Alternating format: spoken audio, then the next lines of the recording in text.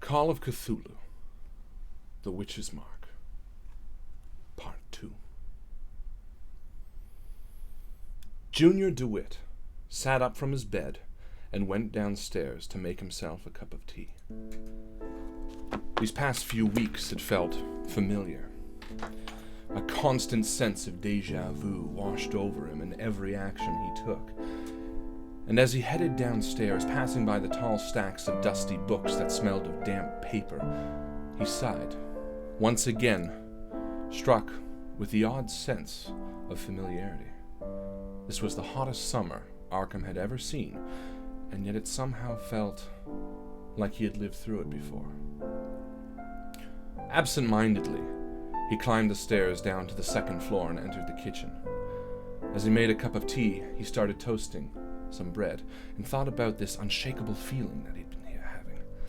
It was as if he had forgotten a memory, a relationship that was lost, a story once told, a darkening sky, a black... The toaster popped. A rusty springing sound echoed through the kitchen and made him almost jump. Whatever the case, he thought to himself, that time had long since passed, and frankly he was happy for this year to almost be over. Only a few more months, and we can welcome in 1922, a much more profitable year, he silently hoped. Just as he fished the tea bag from his drink, the chime to the front door sounded. He turned quickly to the hallway and looked towards the stairs that led down to his bookshop. Did he forget to lock the door? Toast still in hand, he descended the steps and entered the bookshop he owned and operated. Hesitantly, he approached the front desk to find no one there. Only a small parcel, wrapped in parchment paper. He leaned around a large stack of books just as the door chimed once again, signaling the patron's speedy departure. With curious regard, he reached down and opened the parcel, leaving the twine and parchment paper strewn about his desk. It was a journal, well used and at least a few years old, and all at once he was struck once again by that odd sense of familiarity, that same sense that had baffled him all month long. He turned the book in his hands, the worn leather edges, the creased spine, it all felt like a comfortable old shoe. Eagerly, he leafed through it. The words within were unfamiliar, and yet something about them seemed like he had read them before. He turned to the first page and saw the date, 1890. He pulled his spectacles out of his pocket, placed them on his nose, and began to read. My name is Anna Stanzik, and I have lived a different future than the one we now occupy. J.D. sat down on his chair behind the desk, and in his fervor almost completely missed the small piece of paper that lay underneath the package. He picked it up, turning the soft yellow paper ever so slightly as he did, and read it aloud. Ackerman, you may not remember me, but I remember you. The small note was penned in simple handwriting, and signed one Jarrett Coombs.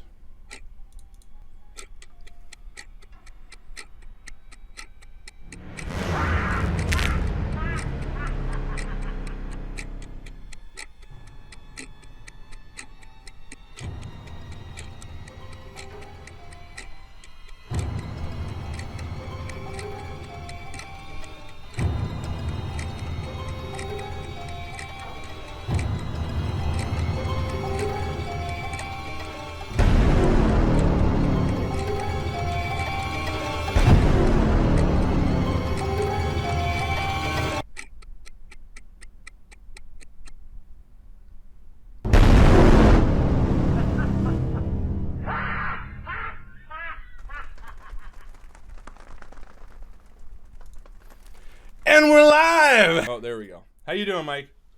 I am well, thank you. Except, to be honest, I'm gonna get a little sidetracked. I've got like this crazy zit like on the inside of my nostril, and it makes like this side like really swollen and kind of, but you know, dude, shit happens. Ew, so much information right off the bat. You mean zit happens? Yeah, zit happens. No, that's supposed to be cricket. You hit the wrong button. I'm also here with my mean friend, Mr. Chris. If you didn't have friends who told you the truth, Harlan, who would you really be? I guess I would be you, but I don't want to tell people. I don't want to tell people the truth all the time because you know what? It's better to live in a lie. Ladies and gentlemen, this is Call of Cthulhu: The Witch's Mark Part 2. I am so excited to be here on this Wednesday night for a multitude of reasons. First and foremost, it is just so great to be back with you guys, hanging out, having a laugh, having a gasp, having an awe, and having a trombone. That sounded weirdly echoed. It's just great to be here and hang out with you guys on this Wednesday. Last Wednesday, unfortunately, we took it off because sadly, my stepfather, my father-in-law, not my stepfather, my father-in-law, my wife's father, passed away. So we took off last Wednesday as a bit of solidarity, as well as we wanted to celebrate his life that night. So it was something that was important to us, and we wanted to sort of, we just weren't in the right headspace. But we're also happy to be back this week because it is my birthday. Chris forgot because whoa, hold on. I postponed my remembering. He postponed his remembering until everyone else texted him and said, "Yo, did you remember to tell Harlan that it was his birthday? Tell Harlan it was his birthday. Yo, did you tell Harlan? I didn't tell him. Harlan, did you know?" I do need to shout out about how beautiful it was. That I think Mycl was the first person to text me happy birthday that morning. That's right. You get a round of applause for that. You were. And Mycl's fantastic girlfriend Amanda actually sent me a text message singing happy birthday, which was by far the best text message I've ever gotten on my birthday. So huge shout out and a round of applause and a thank you to you, Amanda, who wouldn't watch this because she has better things. No, I'm just kidding. Maybe she is, and maybe she got that shout out. No, it was. I had personally had a great day, but it's extra special to be here tonight, hanging out with you guys doing Call of Cthulhu because of that reason. This is Call of Cthulhu: The Witch's Mark Part 2. I am floored by the reception that you guys have given us so far. So first off, thank you for watching us. Watching three silly little guys tell silly little stories and give terrible little silly accents. Of all various times. Whoa, Chachai, Hey, Chachai. Hey, I'm from Boston. Oh. I realized that I was really sad that we did an entire Deadlands campaign and I never got to break out my Western gold digger. There's gold in the hills. There's gold in them hills. Yeah. This is, of course, an 18-plus game. There's a myriad of reasons for it being an 18-plus game. Such as the swear words that we very often use. Chris, what are some of those swear words that we very often use? In the deep speech, we say, that's true. The deep speech. That in itself sounds like an offensive term. The deep speech? It does. That is our speech. You do not use that speech unless you are speeching to. No, but we do swear a lot, like fucking shit. So if you're uncomfortable with that amount of swearing for whatever reason, then get out of your hole. No, but you don't have to watch. We totally understand. But before you leave, make sure you like the video, send it to all your friends, Snapchat a picture of your dick, and do all that fantastic stuff, which somehow helps promote us. I assume Snapchatting the dick would promote us because you must have a tattoo of Invictus on your penis. I know I do. Well, that we all do. I thought is that not a thing? Mycl is the person who got us into that. Yeah, well, and again, in fairness, I only got in. And in all fairness, I got the Invictus stream, the long-running fantastic. Where we make shit up. Yeah, there's a really terrible and funny joke about that, but we won't go into it today. So please like, share, subscribe, do all that kind of stuff. I want to actually stick on that share for a second. We don't put ads on this. We don't do any sort of monetary gain from this. So what we really ask is spreading it by word of mouth. Think of us like one of those mom and pop restaurants in your hometown. Everyone likes it. Everyone likes to go and hang out, and they don't charge an awful lot, but they do their business by word of mouth. Oh, have you been to Super Sammy's Weenie Hut? Because Super Sammy's Weenie Hut is the best Super Sammy's Weenie Hut. Don't even go to fake Sammy's. And Chris, what? I said that's where I got my tattoo done.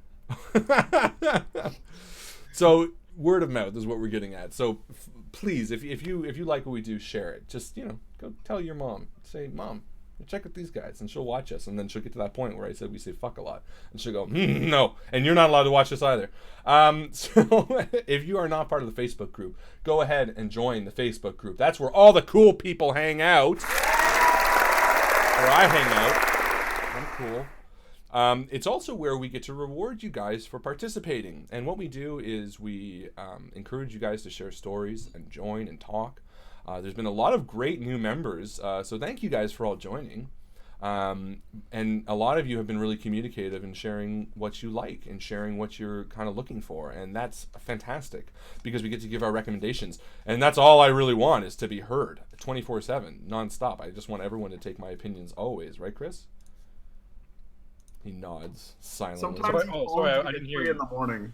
I wasn't listening. I just turned you out for a change. Yeah, well, for a change. No, but you know that's exactly what the group's there for. So please feel free to share your ideas and join and all that kind of stuff. So welcome, first off.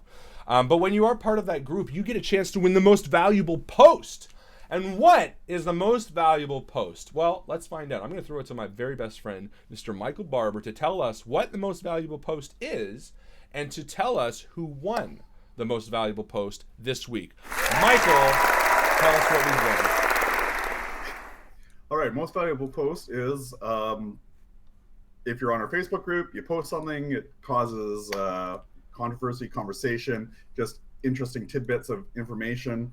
And this one was not necessarily RPG related. It could be circular. What I really liked about it was because it creeps me out. Mr. Mike Kyle posted on Living Rocks. Oh yeah. And it's rocks in Romania that like scientists are saying are moving and breeding and stuff like that. And again, I think it just keeps to the how much of the world we still don't know and understand. I don't believe it. I don't believe it either. I was very skeptical of it. Well, again, it might be, but again, I just like the fact that it does make you think. No, right? absolutely. It could be a fake news thing. It could be real. But Absolutely. The fact that, like, let's question what we think we understand. Damn and that's straight. what I like about it. I question my sexuality all the time. Mike Kyle, congratulations!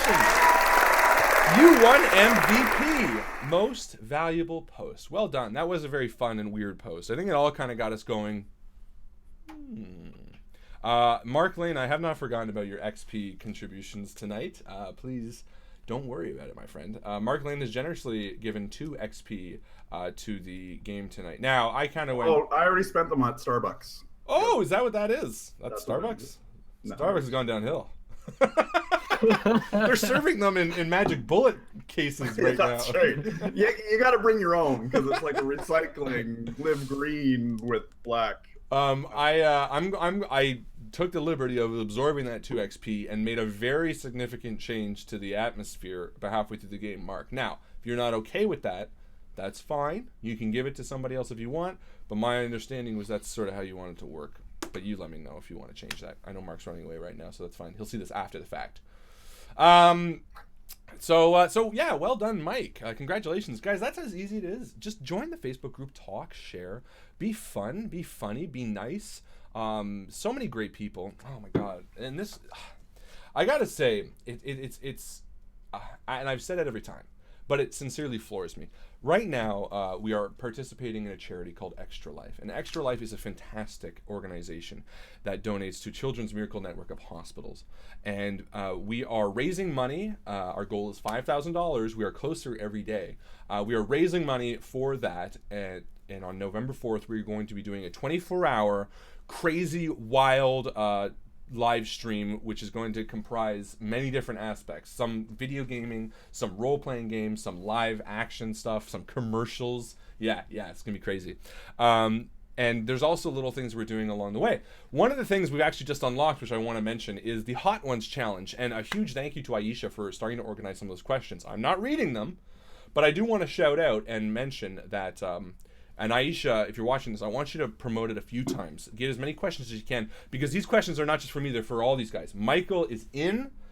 Chris, my understanding is you are doing it as well. Justin is doing it as well. It will be the 4 of us on camera, and what we're doing is we are going to have 7 to 10 wings in front of us, each with increasingly hot sauces on them. And let me tell you, these sauces are fucking hot. Like, these are stupidly hot. Chris makes that face, which I just love when he makes that face. And they can tap out if they want. But the goal here is that Aisha is going to collect questions from you, the communities. A ton of Hold on, questions. Harlan. What do you mean they can tap out? First of all, if anyone's tapping out, It's not going to be this guy. Let's just see what happens, my friend, because my ass has taken a beating over the years. A pounding, I should have said. Damn it, that would have been funnier. Basically, the goal here is that Aisha is going to be asking for as many questions from you guys. And then she's going to, with her judgment, she's going to take sort of the top 20 to 25 questions, and she's going to organize a vote for you guys. And she's going to post a few times, so if you miss it, don't worry too much, because she's going to have new ones going on. And basically what's going to happen is, from those 25 questions, you, the community, will vote on the top 10 questions.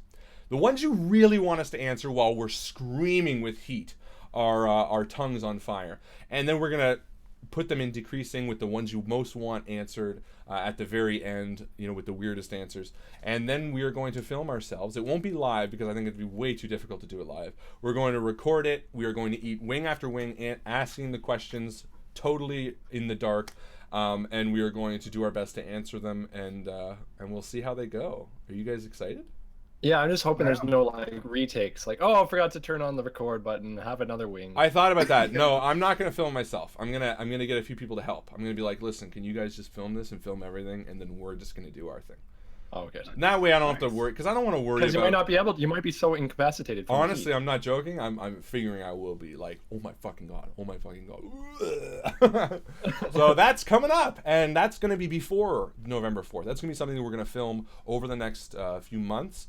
Well, we're going to film one night over the next few months. But in the meantime, get those questions out there. Go search the Facebook group right now. Find the post that Aisha started. Add your questions, the weirdest, craziest questions that you want us to know. They don't have to be... do you wear boxers or briefs? Get some deep stuff. This is a no holds bar, in my opinion.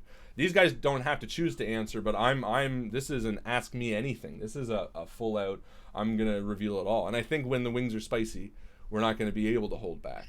Well, I think it probably has to do with, we're chasing it with beer, are we not? I'm going to be chasing with milk and water. You can do whatever you want. Really? I don't think you understand how hot these wings milk are going and to be. I don't think you understand how hot these wings are going to be, Mike.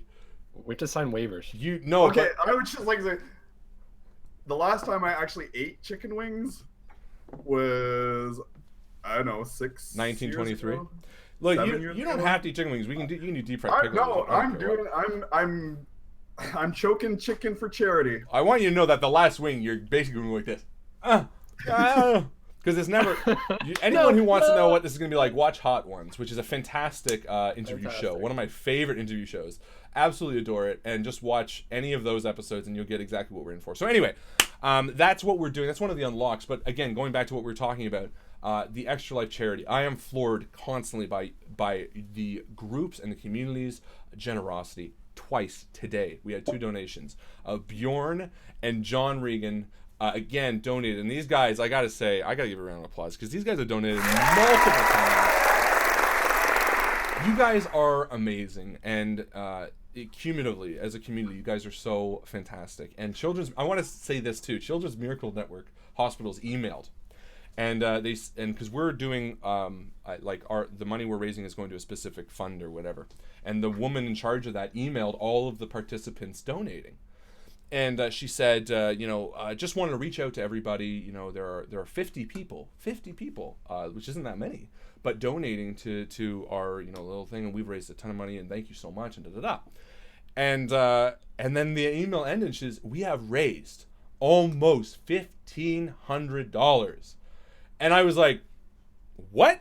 We've raised like 1,100 of that $1,500. What are these other 39 people doing with their fucking time? And it's funny. No, I mean, listen, hey, it's great that everybody's helping. But I want to just say this to you guys, that we are making a fucking mark on this. This is not something that we are just, we're making a little splash in a massive pool. We are in our own pond right now, and I am so proud of us for making a name for Invictus, for the community, for all of us. So well done, guys, and the people we are helping in that little circle, to me is something that I'm hoping that we're going to be making an actual change. So anyway, sorry, we have so much to do tonight. I'm just really excited. Thank you.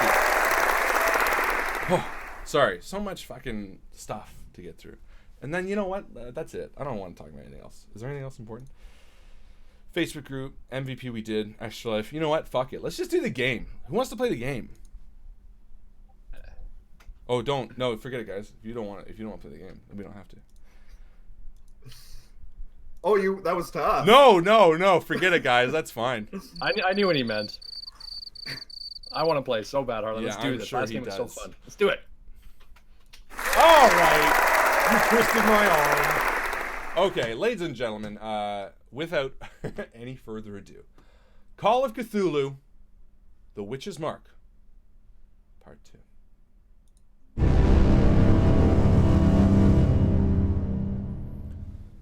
The two of you stand before Edwin in the basement of his bar, the single solitary light swinging ever so slightly behind you. The bar is now emptied. Only you and Edwin stand in his back room. He says, no one has the butcher after them unless they're hiding something. This guy hasn't told you the whole truth. As he hands you the small noose back, he stands up and he gestures to the door. And Eli, you wait for a moment, lingering. You see Teddy searching his mind for the words. And Eli, as you take a moment and look around this small room, it reminds you of a place. You have a place in your own house. What is it? It's actually a storeroom, and as I take the little noose and I'm kind of rubbing my fingers on it, and I can understand Edwin's his passion for this place, because when my wife Eloise and I first moved into our flat, it's actually she poses as my maid, even though if you really took the time, you'd know I don't have the money for a maid. Again, because we have to keep our marriage a secret, as my wife is colored, and we, there's some people that are very opposed to that. And there's just other things that I have in my life that I find sometimes I need an escape. And when we first moved into this flat, we had this storeroom, and I keep it empty. It's not very big. It's maybe 3 by 5.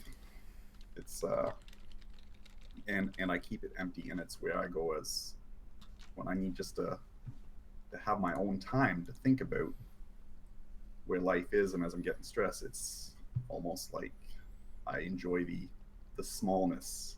I enjoy being contained, and I like that. It's almost comforting to know that the world is so small. And 6 months ago, when you were hired to find Louise Mensa before her passing, you spent a lot of time in that room.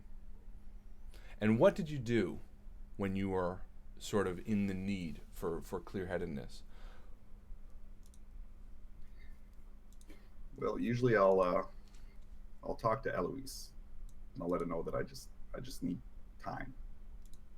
And I go in and I close the door and I light a small candle that I have just sitting on the floor. I use an old plate that we had, and I just keep the candle on that, and I light it.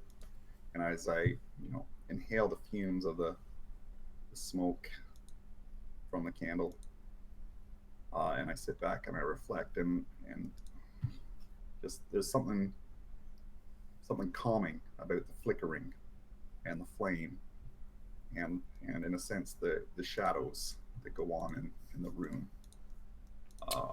Who knows about this room besides your wife? That's it. You never told Teddy? I've never told Teddy about it, no. Again, Eloise is the only one that really knows me, who I am, and I think there's a certain part of that necessity for that quiet and calming that is very private to me, and I think that's the only reason why Eloise is the only one that knows. Okay. So, Edwin motions to the two of you to exit the back room, and you sort of push past him. Teddy, what's on your mind right now? I'm thinking that Edwin has a lot of connections, and if he thinks this butcher's bad news, we're in a lot deeper shit than we believe. And that the senator who sent us on the job in the first place has obviously got himself into some sort of trouble, and he's withholding some information. I think it's time we visit him again and make sure that he's on the up and up. And you look back at Eli and you kind of see him in his own thoughts. Eli, you all right? Oh, yeah, Teddy, yeah. And I'm still kind of playing with the noose, and I kind of tuck it in my shirt pocket. Is that the butcher? In your time on the force, do you recognize that name at all? Did that ever come up? And I'm thinking back, and I've never encountered it. It doesn't mean that someone else on the force hasn't, and maybe I can look into it. Maybe someone there will give me some answers. I don't seem to remember it being in this, nothing in this jurisdiction though. Well, what Edwin says is that if the butcher's after anyone, then there's more to this story than we know. We need to go back and talk to Mr. Christian. And as you're talking about this, you're exiting from the back room. The stage is now clear. The tables are all sort of overturned. The chairs back up to them, and it's close to 1 a.m. And Edwin is sort of walking up the steps just in front of you, and the bar is sort of eerily quiet. And you make your way upstairs, sort of talking about what your next step is. And as you exit the bar, you see a car at the end of the alleyway. The spring air is cold. It's still raining, but it's kind of lighted down just a little bit to sort of a light wet. And you also think back on what you just witnessed in the last few hours, this creature, this thing in the basement. And as much as you acknowledge it, you're both trying to sort of avoid talking about it. You talked about it a bit on the way to the taxi, but once you got to the taxi back to Edwin's, you sort of tried to avoid it. And you realize that it might be something consciously that you're trying to sort of not talk about it. Why aren't you trying to talk about it, Teddy? Back at the house when we saw that thing, it wasn't long that we witnessed it, and even in that short time, I changed. It wasn't just a fear. It was something in my psyche that changed. I was not the same person I was when I entered that place, and I don't like the feelings I had, the thoughts I had, the fear I had, and I think if I talk about it, it'll be more real. So I'm avoiding the situation altogether, thinking that if we don't talk about it, maybe it never happened. You exit the bar and you flick up your collar. You adjust your hat, Eli, and the two of you decide something behind Mr. Christian's story isn't adding up. And as you turn to exit the alley and hail a taxi, hoping that there would be one at the stand, you see Christian's black Cadillac, the Type 55, sitting at the end of the alley. Max Casey, his driver, stands in the rain, waiting by the door. He sees you and smiles for a second before quickly lowering his smile once again, realizing he's back at work. And he waits for you to approach. Strange, Eli. I don't think he knew we were here. Did he know we were going to Edwin's? Did we let him know? How do you think Max knew we were going to come here? And I walk up to the car and I greet Max. And he says, "Mr. Kane, Mr. Strong, Mr. Christian would like a word." And he opens the car to reveal Mr. Christian in sort of a tan suit in the back of the car. And he sort of peers at you and he signals for you to come in. So I'll hold the door open for Teddy. I duck my head under and I greet Mr. Christian. So, this is most unusual. We're just on the way to come meet you. And Mr. Christian looks different than when you saw him a few hours ago. Obviously, his demeanor is a bit more tired, a bit more lethargic, but his face looks a bit more gaunt, a bit more stressed, as it were. And as the two of you enter and slide into the car and Mr. Casey shuts the door behind you, he looks as though he's struggling with something. He avoids your gaze as he sort of looks around and says, yes, no, thank you, gentlemen, for taking the time to... And you can see he has something that pains him greatly to sort of talk about. And although we have questions for Mr. Christian, I take my glasses off and I start cleaning them, getting the little bit of moisture from the rain off them. And I wait patiently for Mr. Christian to engage in conversation first. And I don't actually wait for Mr. Christian to engage. I, at this point, take the little noose out of my pocket and present it. Say, is this what you want to talk about, sir? And as he looks at it, a very bizarre look comes across his face. Give me a psychology roll, Eli, because I think you're the one who presented him with the information. And Kane's glasses are off. My glasses are off. I can't see anything. I was just about to say, you can't see anything. All right. That sucks. Stupid glasses wearing people. Sorry. None of the Invictus stream wear glass in real life. That's weird. 65. Yeah, nothing. Justin has glasses. I think he wears them for style. Oh, that's right, he does. I think he wears them for style. Yeah, there's no lens in just like you. You can't quite place his reaction, but it's a bizarre one, for sure. And he quickly looks up and he says, "Where did you get this?" I don't know if that's all that important right now, Mr. Christian. But I think whatever it was that you had to tell us, let's start right there.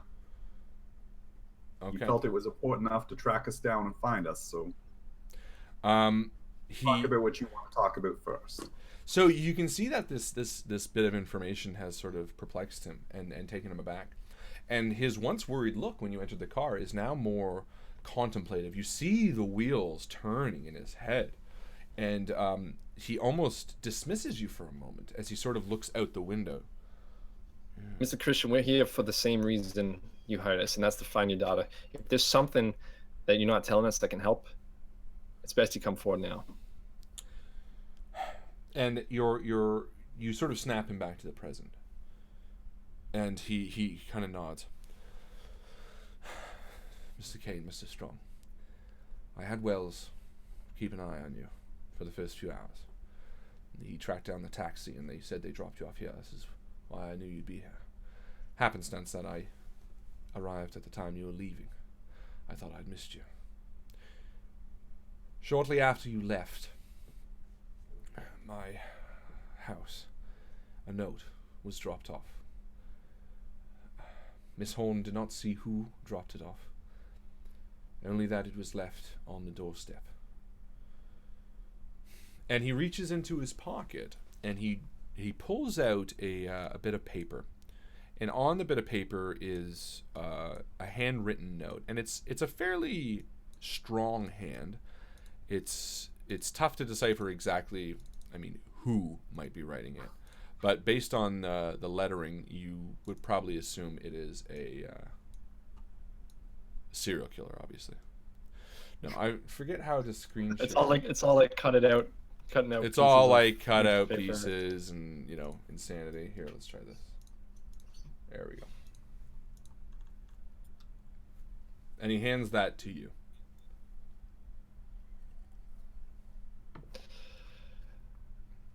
Mike, do you want to read it aloud for those who are listening? I will read it aloud. No, actually, yeah, Mike, you read it aloud. What the fuck? Why am I doing it? You have something of mine, I have something of yours. I think a trade is in order. Tonight, Walnut Street Arms, apartment 71. Bring the case.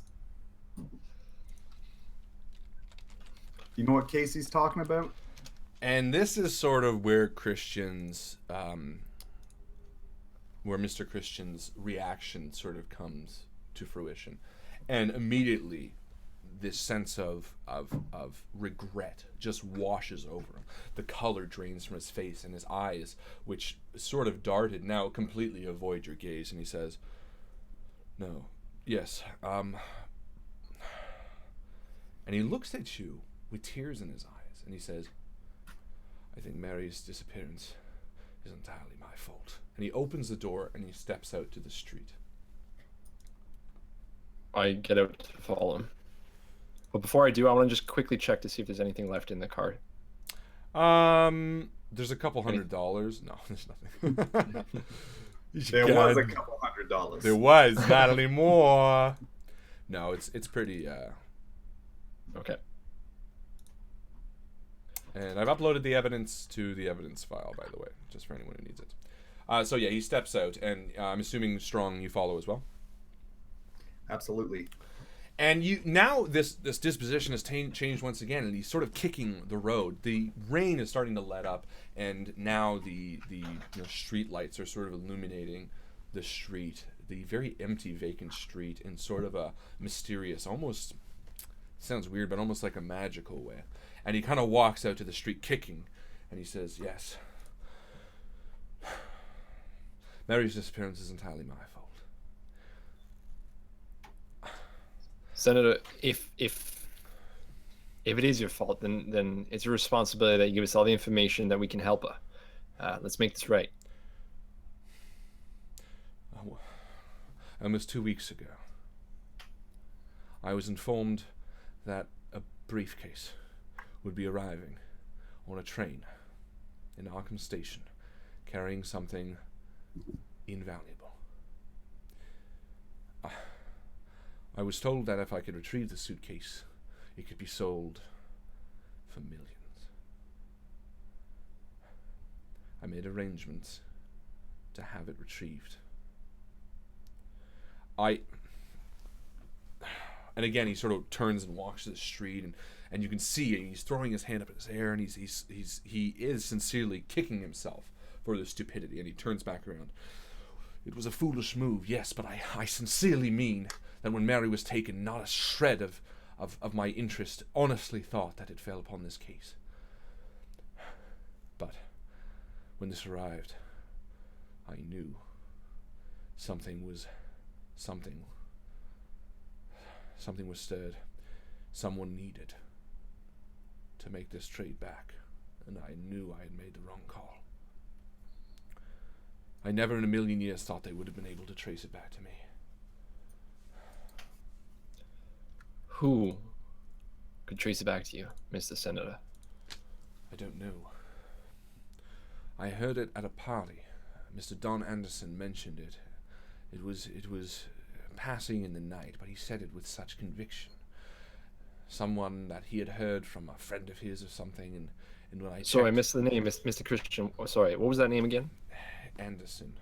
Believe me, he was the first person I had Wells investigate the minute this letter arrived. Anderson's been out of country for the past 2 weeks. There's no way it could have been him. But now, and he looks down, again, still clutching that piece of twine.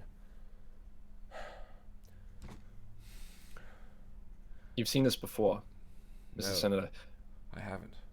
Well, how do you know what it means? I know what this is. This is a calling card, from the same man I hired to retrieve the briefcase 2 weeks ago.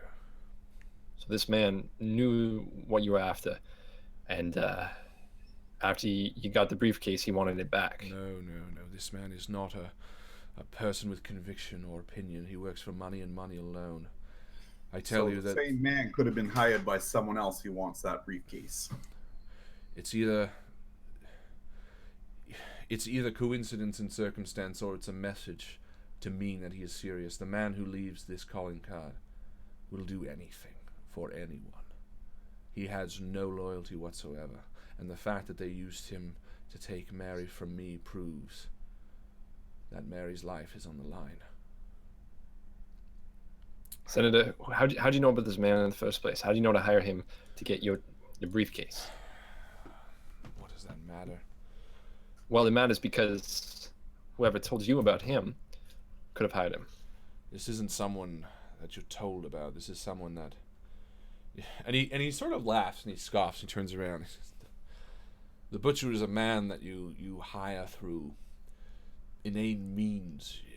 almost fantasy-like. You must write it on scrit and paper and nail it to a tree in the wood. It's very.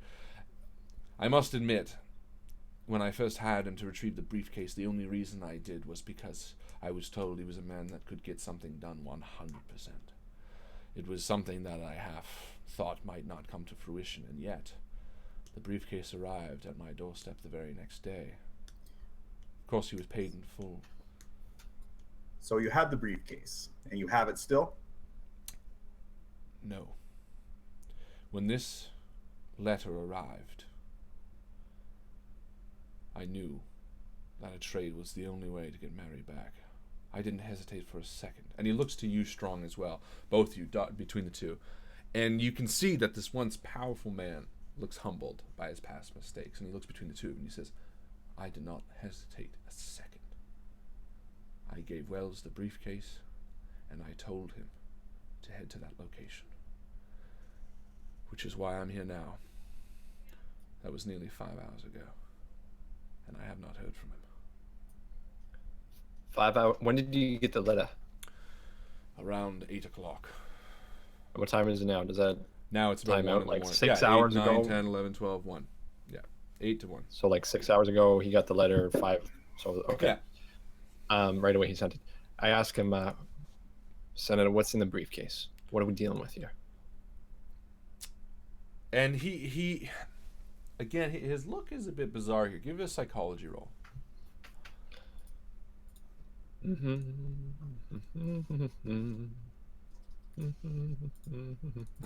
Great Escape. Oh, sorry, I rolled 2 d10s. Old school. Oh, Scoo. 4. That's a fantastic success. That is a very, very good success. Okay.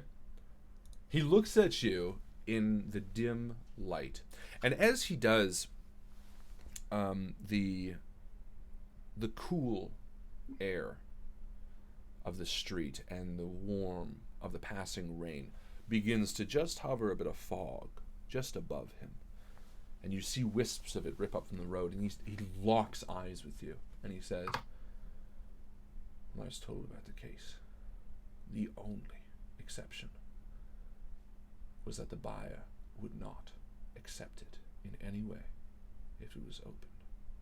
And when it comes to money, I keep my word if it means sacrificing the pay. I honestly have no idea what was in there. But when he said it, he spoke of it like it was something very dangerous. And you can kind of see in his mind, with such an extreme success, that maybe he thought it was like a chemical weapon, warfare. And as the two of you stand in the street light, you sort of think the same thing. But that image of that man in the corner, blood drooling down his chin, his eyes almost yellow and red, his hair thinning. For a second, both your minds flash to the possibility of something else. What's that like, Teddy? Something about the way the Senator talks about this briefcase, this bizarre artifact, this bizarre thing that people covet, and yet he doesn't even know what's in it. This supernatural longing for this thing. And the way that man looked at me in the eyes in that house, the pit in my stomach, the thing I felt in my stomach, I feel it now looking into the Senator's eyes. And I wish I didn't.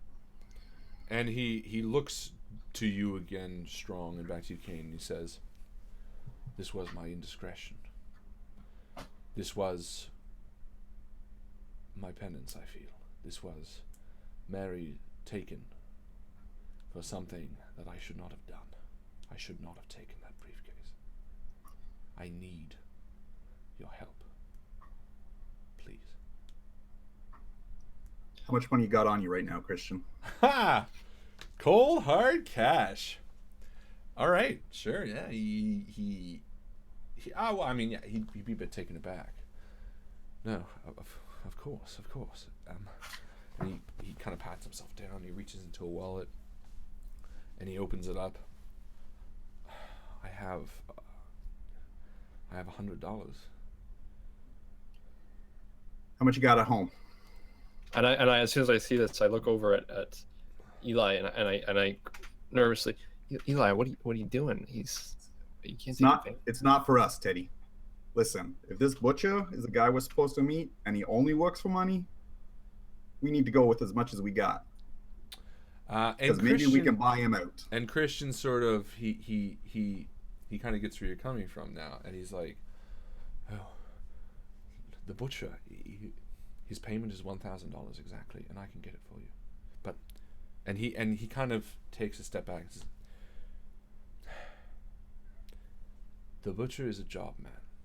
He's someone who's hired to retrieve the girl.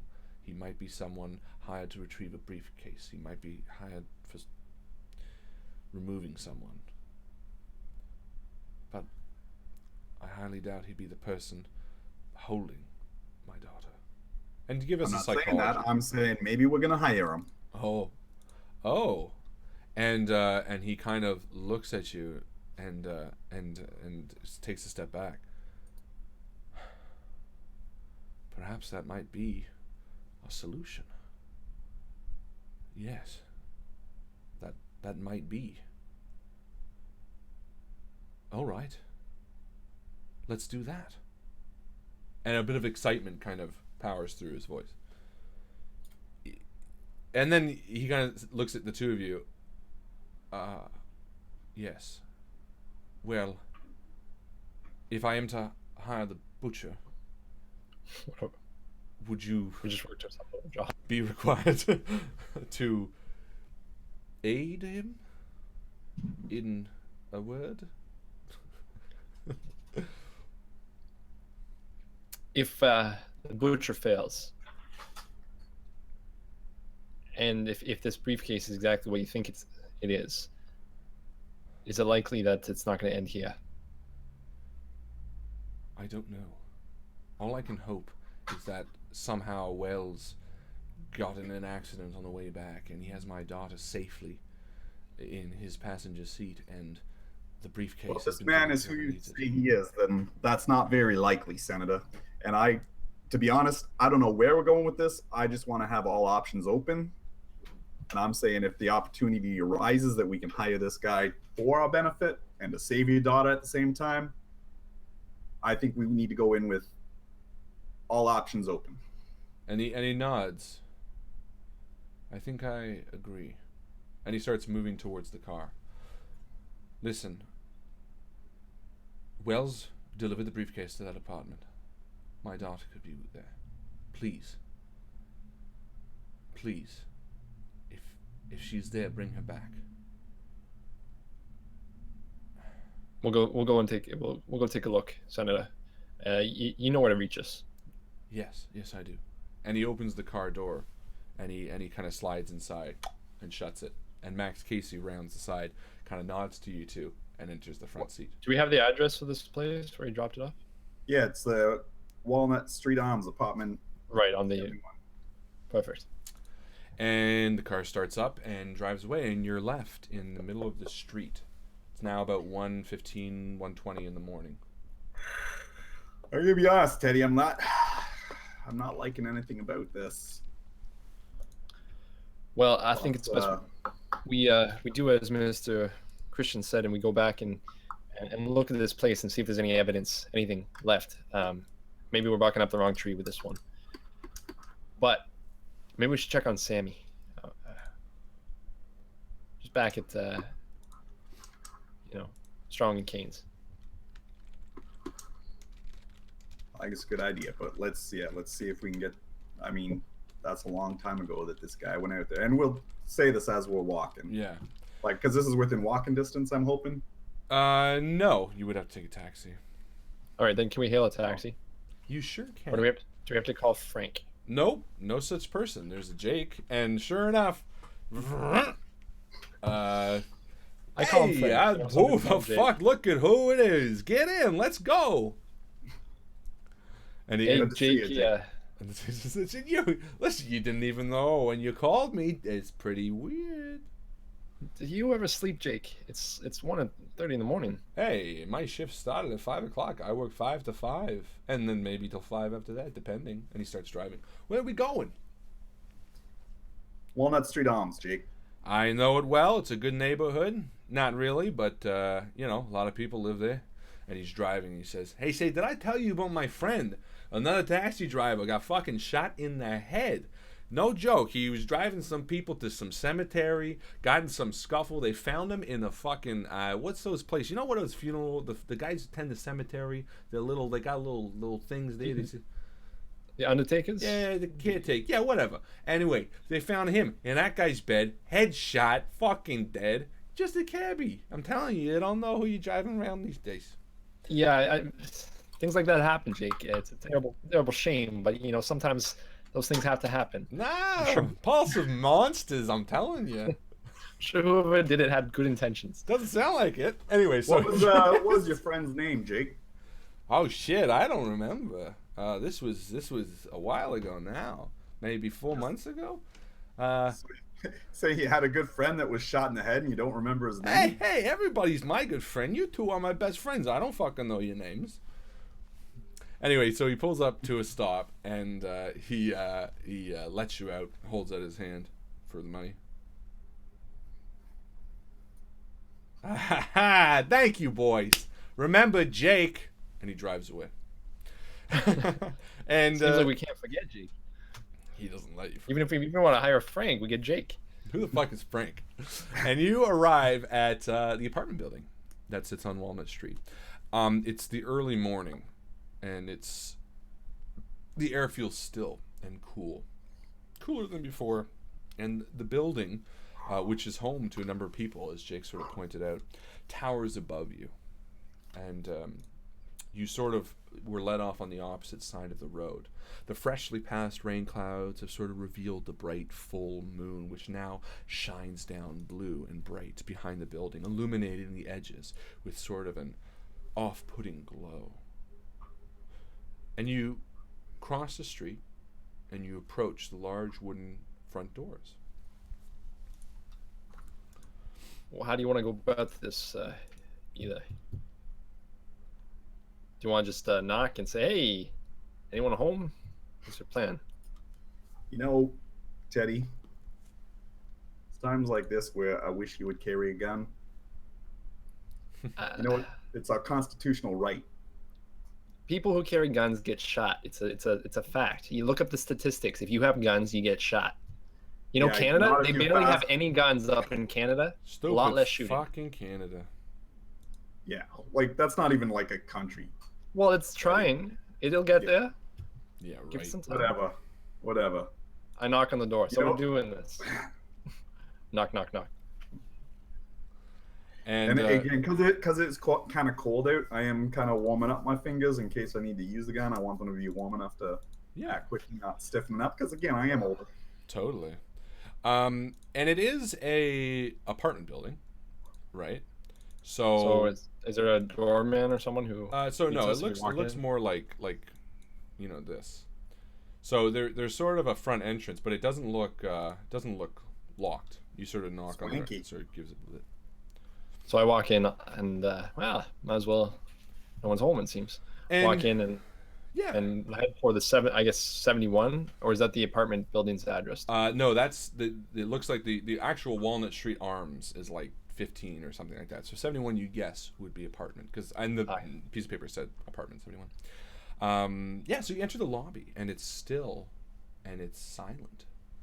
And Does it look run down, or does it seem like It it's looks, well kept? it's definitely a lower end apartment because there is no front doorman. I mean, even your office building has a front doorman or a guy at the thing. Yeah, I don't think that seems out of the ordinary though. I mean, it is 1:30 in the morning, probably. Close There's to no 2 desk now. for him though. I mean, you enter and the black and white tiles of the lobby sort of reveal themselves in streaks of moonlight behind you as you close the doors. They're cracked and broken. There's some stains in the corner. It doesn't look run down, but it's definitely a low rent area. And you stand next to the mailboxes, and there's a set of stairs leading up. Well, I don't know about you. I'm going to take the stairs. I'm not too comfortable in those bird cages. This one doesn't even have an elevator, so there you go. See, it's meant to be. So I open the door to the stairs and say, "Let's go to the 7th floor." Give me a notice roll. Is there one of those? Are you trying to say there's one of those who lives in what building thing? No, there already is one of those, but no, that's not what the notice rules for. I told you that was there. This is for something else. 66. So on notice. Spot hidden? Notice is a thing, isn't it? Spot hidden. Or is that a different game? Okay, yeah. Spot hidden. And I'm successful. What's notice from? That's from something, isn't it? You can tell that you really love a system when you don't even fucking know anything about it. Spot hidden's a success? Yeah. Well, it's not really spot hidden, really. It's like maybe more knowledge, I suppose. But yeah, you know what? It doesn't matter. You notice, you think for a second, you're heading the stairs and you start ascending them, and then you kind of stop and you realize, hey, the power's off. There are lights here, and they would normally be on, because even an apartment building, especially with an open front door, wouldn't necessarily keep them off at night. And so you kind of notice that something's up. I gesture to it and nod to it, and I whisper to Eli, I guess they're not paying the hydro bill. That could have been us if we didn't get this job, I say as we're going open the door to go up the stairs. Perfect. So, you go up the stairs, and you're following him, Strong? Yeah. And now I am wondering if about that, and maybe where like the electrical room might be or something. See if we just need to trip some breakers or something. Probably in the basement. But yeah, no, that's why I'm just trying to.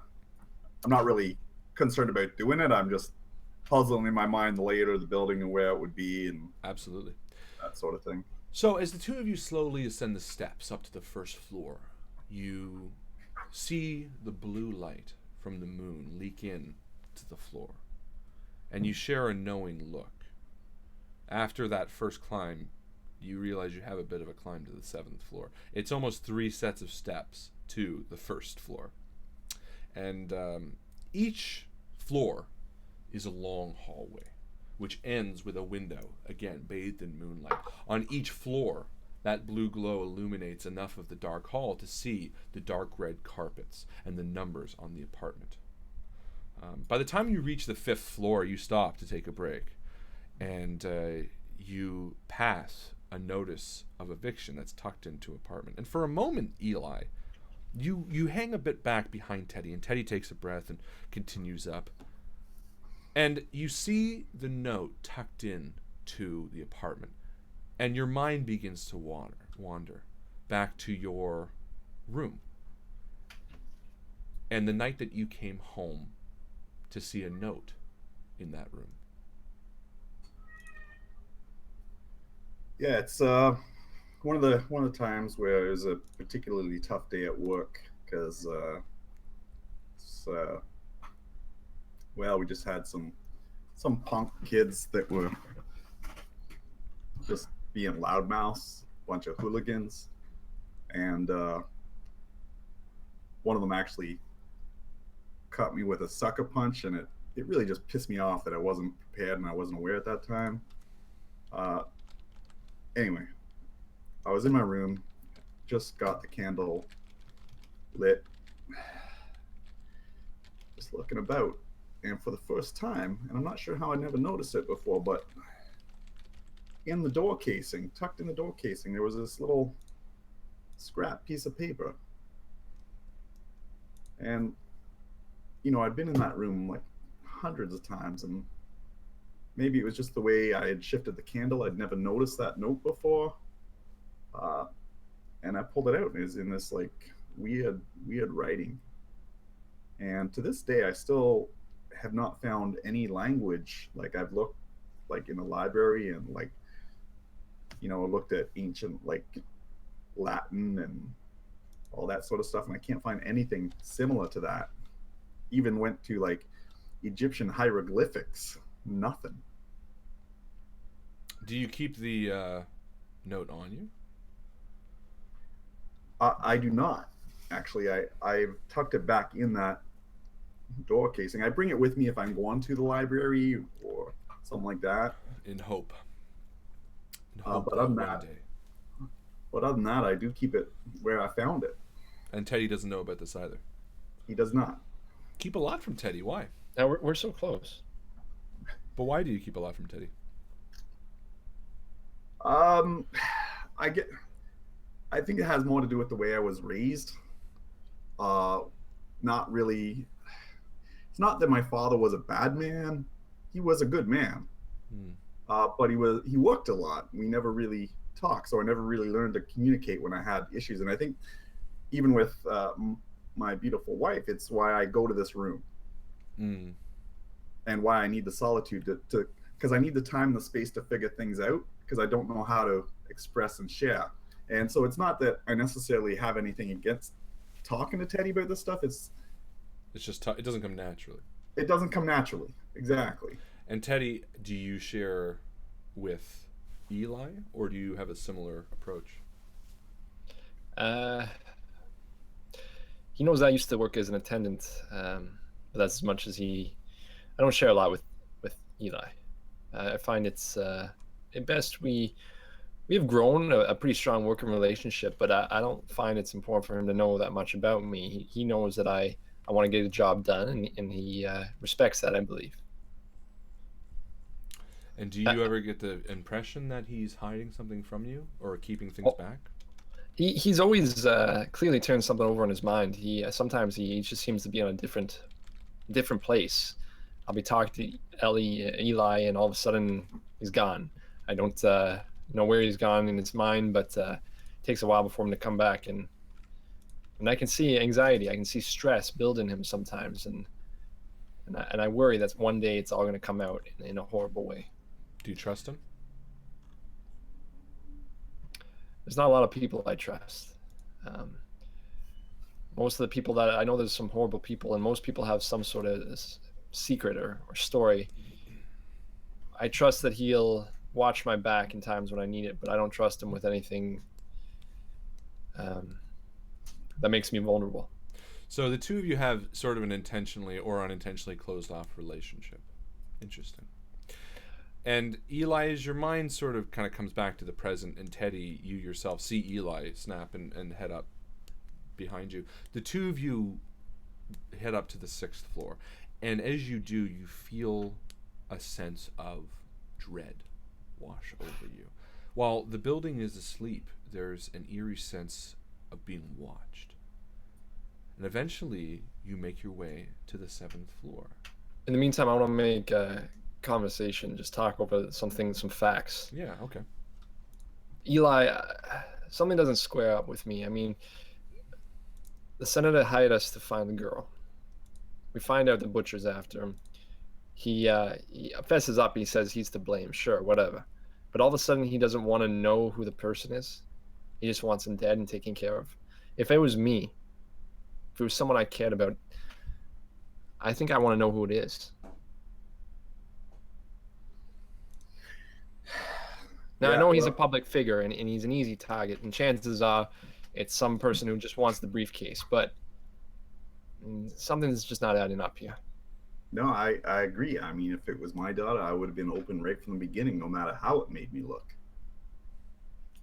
I mean, it's my daughter.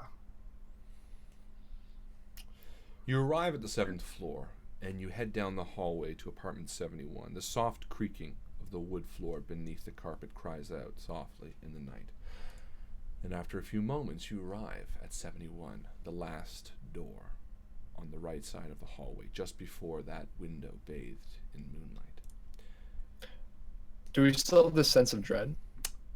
You do, but it's not through outside forces. I think it's through the silence of climbing the steps, the realization of I guess how deep this rabbit hole goes.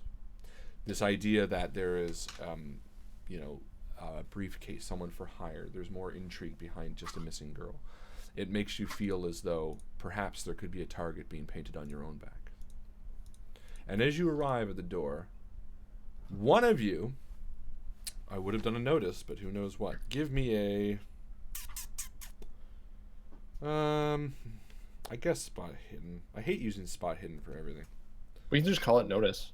But what would the number be? The same number. You know what? I'm gonna give. Yeah, let's do this. I want to say notice roll, and I want to give it to your idea roll. Oh, that's really high. I'm actually going to give it. Yeah, I was going to say I'm going to make it Teddy because, I mean, honestly, I'm distracted again because I'm thinking about a missing daughter and the fact that my wife and I are working on not having children because of not knowing how that child will be raised in society and taken. Well, in all fairness, really you'd sound like a terrible father anyway with your closed offness and unemotionalness. So just kidding. That's totally fine. So we'll let Teddy do it. We're gonna call all notice rolls idea rolls / intelligence rolls because I feel like, at least in the way that I'm using notice, it's sort of thinking 3 steps ahead is sort of how I'm doing notice, and I think that's very much in tune with idea. And I don't like the premise of idea because idea to me adds more to the meta. It makes it seem like, I don't know what to do next. Let's do idea. So, notice roll. What success did you have? Regular, I think. Boy. Because yours is 75? Is that where my idea is? Yes. Looking for it. No, it's 75. So you have 48. So you succeeded. Successful. Yeah. Oh, it's intelligence idea is the same. Sorry. Yeah, exactly. So no, success. Okay. Let's see how this plays out. As you arrive at the door... Actually, let's do this. Strong, give me a listen roll simultaneously. As his notice roll is. While he's doing that, yeah. If it helps at all, I'm very particular about the office space and making sure things are organized. I'm almost obsessive about making sure things are in the right place at the right time. Just because it's in my nature now to make sure that everything is right where it's supposed to be. What are you alluding to? I'm alluding to things you know about my backstory, Keepa, but Eli does not. No. Yeah, and I'm just far too distracted and thinking about... which is perfect actually. It's very befitting as you're being very reminiscent tonight. I mean, it's early, you're tired, you're sort of wandering. But luckily, Teddy's mind is not. And as you arrive to the door, Teddy, you hold a hand out and stop Strong, his hand above the door to 71. Whether you were to knock or open it, he stops you. Because, Teddy, you smell natural gas. Whoa. You smell that, Eli? And then, yeah, whoa. Don't open the door. I've heard of things like this where the place is booby-trapped. Where, we open the door, a switch goes on, and all of a sudden we're up in flames. And I quickly look around the door to make sure that it's nothing odd, now, unusual. It will be a spot hidden.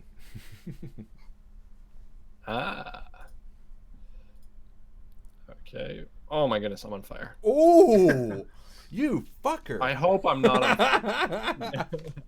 Damn. Well, that changes that. Okay, so you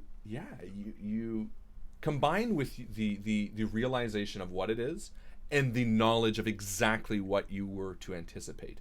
You get right down on your knees. The natural gas smell pours from the underside of the door, and your eyes quickly study the underside of the rim. Now, it's very dark. Does any of you have a pen light or a flashlight? Of course. Using Strong's flashlight, you comb the corners of it, and sure enough, as you get to the top, you do see that there is a slight space. Now, unfortunately, you can't quite get to it, but because you had such a fucking extreme success, what you can tell is it looks like there is a trigger mechanism, but it would only trigger once the door maybe is open past, a few inches, maybe within a foot. So it looks that we can slide our bodies. It looks like there might be a way. No, but there might be a way to open the door and get a better look at it in order to disarm it. So I take out a cigarette to light it. No, I'm just kidding. Man, I'm so nervous right now. I need a smoke. This is... All right. I think, Eli, I think I was right, and I pointed out to him. I say, if we open the door just a little bit, I think I can get at it, and we can go in there, turn off whatever stove or something like that's filling the space with gas. I think we're onto something serious here. Somebody doesn't want us to get into this room. Good call, Teddy. Wow. I was really gone there for a moment. Thank you. Don't mention it. I slowly creak the door open to a safe spot, and I get a better look. So you open the door, and what you see in the darkness, and again, it's tough, but with the light, you see a wire extended from the wall that the door is on to the ceiling in an angle, so that when the door hits the wire, it will pull a pin. And based on the angle, what you see is a small bomb with a clock on it, a 30-second charge. But from your angle, it's untriggered, and it could be disarmed. And I pull out my knife from my pocket, because I don't carry a gun, but I do carry a knife. Yeah. And I try to reach and just see if I can cut the wire without pulling. I don't know. Does it look like I could manage that, or like could I keep a finger in the pin? You can try a finger in the pin, but unfortunately it looks like it's a metal wire. So cutting it would be tough. It would be tough, depending on what the wires are. Yeah. I say. I might be able to shoot it for you. No. I'm just kidding. No. Well, luckily my knife is a multi-tool, which has a wire cutter on it. Yeah. I don't even think those were invented. Well, they probably were invented. In that case, is there a way that I can reach the bomb to make sure it's not going to go off as we open the door? You can. You can like put your finger on the pin, and then try to cut it like that. But it looks like, unfortunately, with the position. What is it? Is it a grenade? Like it pulls the pin out? Because then you can just. No, it looks like a piece. Well, it looks like a piece of dynamite or something stupid like that. Like it looks like. Okay. It's like one of those black something like, comical. bombs. Wow, like Wile E. Coyote set this up? I toyed a long time with being a grenade, and I was like, nah, I think it's just got to be a bomb. Okay, and the hinges. How is it the wire attached to the door? The wire is not attached to the door. It's basically attached to the ceiling and the wall that the door is on such an angle that once the door trips that wire, it will just pull the mechanism and start the timer going down. And the hinges are on the inside of the door. I can't Correct. just pop the hinges, take the door frame off. No. And the place is abandoned, right? No, the building has people sleeping in it. Wow. Oh yeah, it's a low rent area, but it's fully occupied.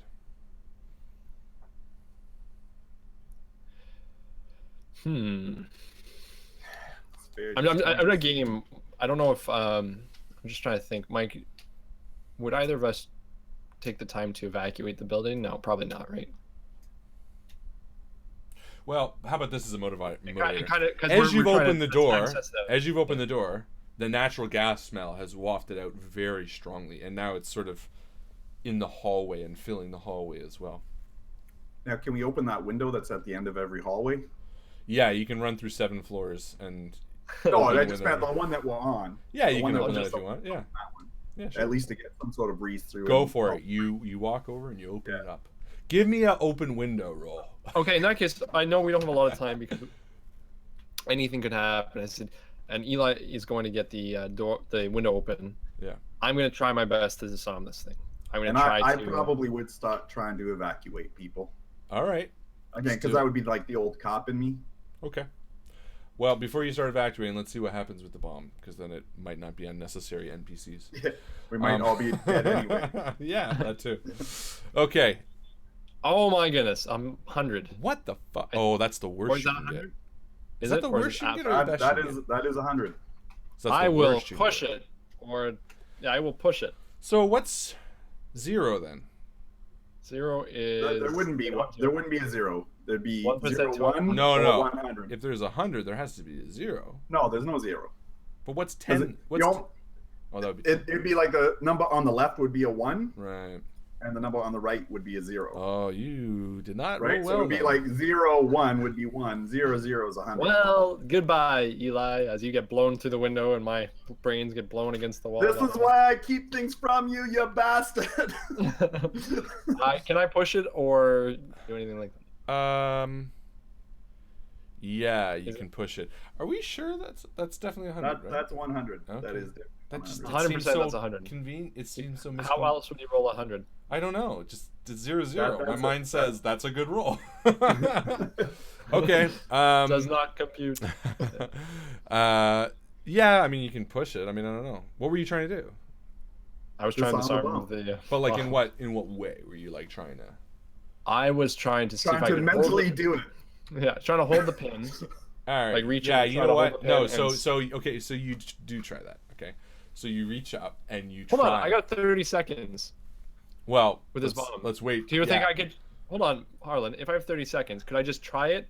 And if it fails, because it fails, I detailed it terribly. It starts counting 30 seconds down. Can I just grab it and throw it out the window? You can do that if you want. It's a pretty I'm gonna have to try big that. bomb. Okay, that's your go-to? Well, I'm thinking, okay, this place is filled with natural gas. Yeah. It's going to go off in 30 seconds. Yeah. I set it off. Yeah. What options do I have at this point? I can try to cut the fuse. I can try to do something like that. Yeah. It depends on the bomb, right? Yeah. Well. So I will quickly do it. I got 30 seconds to make a decision. Okay, so you reach up and you just, I don't know how, but you fuck up and you trigger it. And the little thing comes out, and sure enough, that little starts clicking down. Can I grab a little thing and stop it from clicking? You can try. Doesn't do anything. I'll try that first. Okay, it doesn't do anything. And I can't, it doesn't see, I'm going to try to disarm it quickly. Okay, so you see the bomb on the wall and you enter the room and you look up at it. And there's a few wires coming off and, you know, it's ticking very fastly. Let's do a mechanical repair. Yay! Oh, 39. No, I don't. Okay, so I can't do that. So instead, I'm going to grab the bomb. Well, you can push it. No, I'm going to grab the bomb. You're going to just go with that? This is just push it, man. What do you mean push it? I want to blow it up in your face. No, I'm going to grab the bomb. Okay. And look for the nearest window and throw it out the window. Window's right next to you and it's already open. Okay, then so you throw it out the window. You toss the bomb out the window. Yeah. Okay. And it goes flying out the window down onto the street. And give me a... Now it's early in the morning, so there's not going to be a lot of people out there. Yeah. No, there's no one out there. But because it's still a game, and sometimes things happen, give me a luck roll. For sure. For sure. This is going well for us, Mike. Mike's gone, man. He's abandoned you. He knows. There's a bomb going off. No, this is like too stressful. I can't take it. Well, I'm going to push it by one. You can't push a luck roll. You cannot push a luck roll. I have 41 and I have a 39 luck. So you cannot push that. So you throw. So I throw it. The window's still closed. No. No, you throw it out the window. I just thinking maybe something smashes on it and it doesn't blow up, but no, it blows up. You throw the bomb out the window and it goes sailing through the ground and it lands with a crashing explosion that echoes through the entire fucking building and the street and the city. And you are deafened momentarily as a massive fireball fills the street with light. And you are almost knocked. You can feel the building shake, the warmth on your face as this echoes in you. You feel your heart, your chest aches at the explosion. And after a second, the billowing cloud carries up into the sky. And you hear the entire building begin stirring. You hear people screaming. You hear babies whining. You hear people rattling in their rooms. You hear people coming to their doors. Well, obviously, in that time, I would quickly get up and try to turn off any natural gas I see. Any device that would have natural gas, open the windows, try to clear the space of any natural gas. Okay, so you are in the room. You turn. You look around very quickly, and you notice there is a stove. You walk. And I get Eli inside, and I definitely close the door behind us. Okay, so give me a dexterity roll first off. Okay.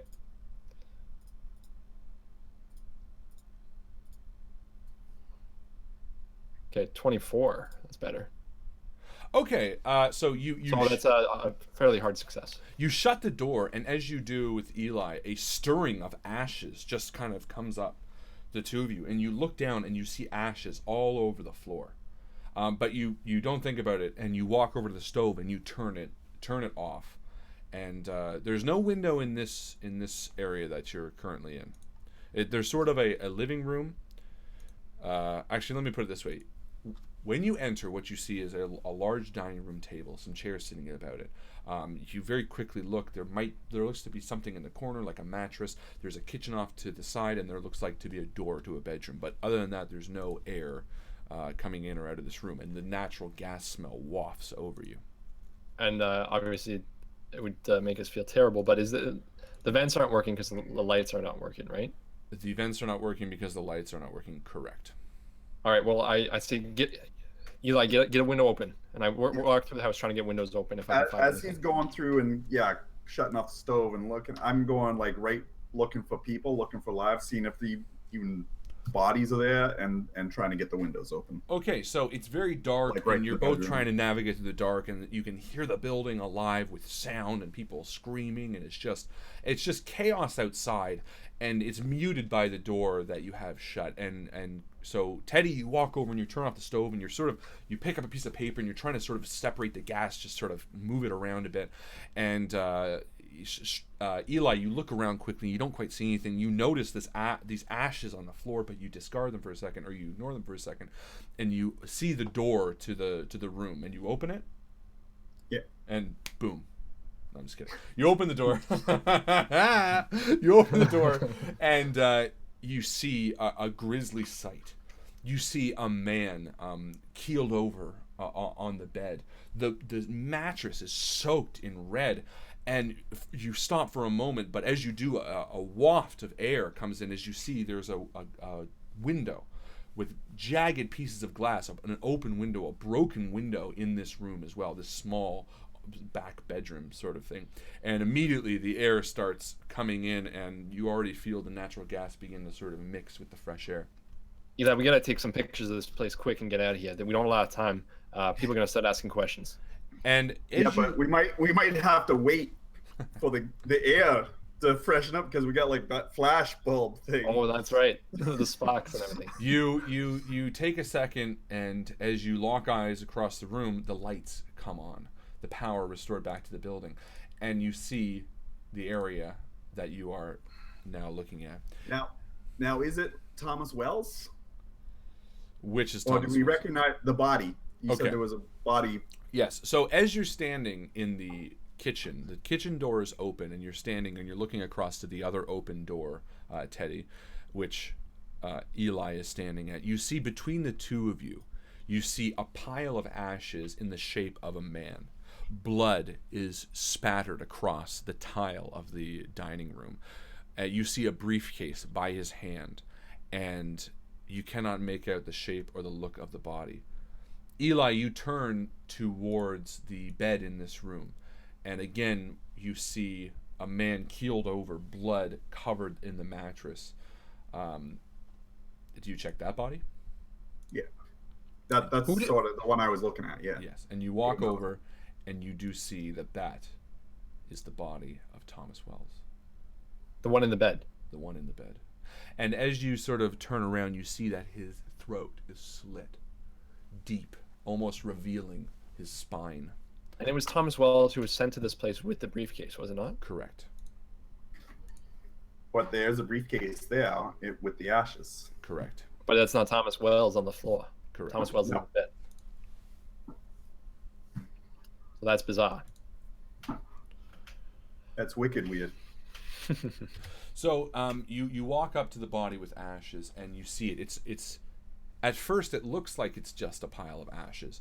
The opening of the door stirred and settled again, sort of revealing. But as the lights are now on and you take a look, your eyes search him, and you see the off-white of his jawbone lines, the bottom of his face. It's revealed as pieces of his flesh have fallen away in ashy drips. His face, which was at one point covered in bubbles, most likely at the point of death, of crackling flesh that broke and released thickened blood, are now covered in hardened and empty holes which reveal the off-white of his skull beneath. His eyes, swollen and cracked within his skulls, are now made of white ash. They look to have ruptured first, a splashing of dark blood on the floor by his head, and then the body was burned from head to toe. So first off, sanity rolls for both of you. If we live sanity. 47 for sanity. Is that a success? Well, I have 43 for sanity, so that's a no. Okay, so 1d10. And Mike? Yeah, I'm all right. Again, although it's a grizzly, and it's very rare, I have seen similar gruesome sights through murder cases before. Okay. Never quite this extreme, but. And Teddy, as you look at this, you take a massive hit to your psyche, and you immediately feel hot. And you are overcome by a sense of just extreme heat. And you need air. I gotta get out of here. And I walk over to the door, and or the window, and I stick my head out the window to look, just to get my head out to get some air. So you walk over to the window as you tear off your tie, screaming for air. You're just absolutely boiling.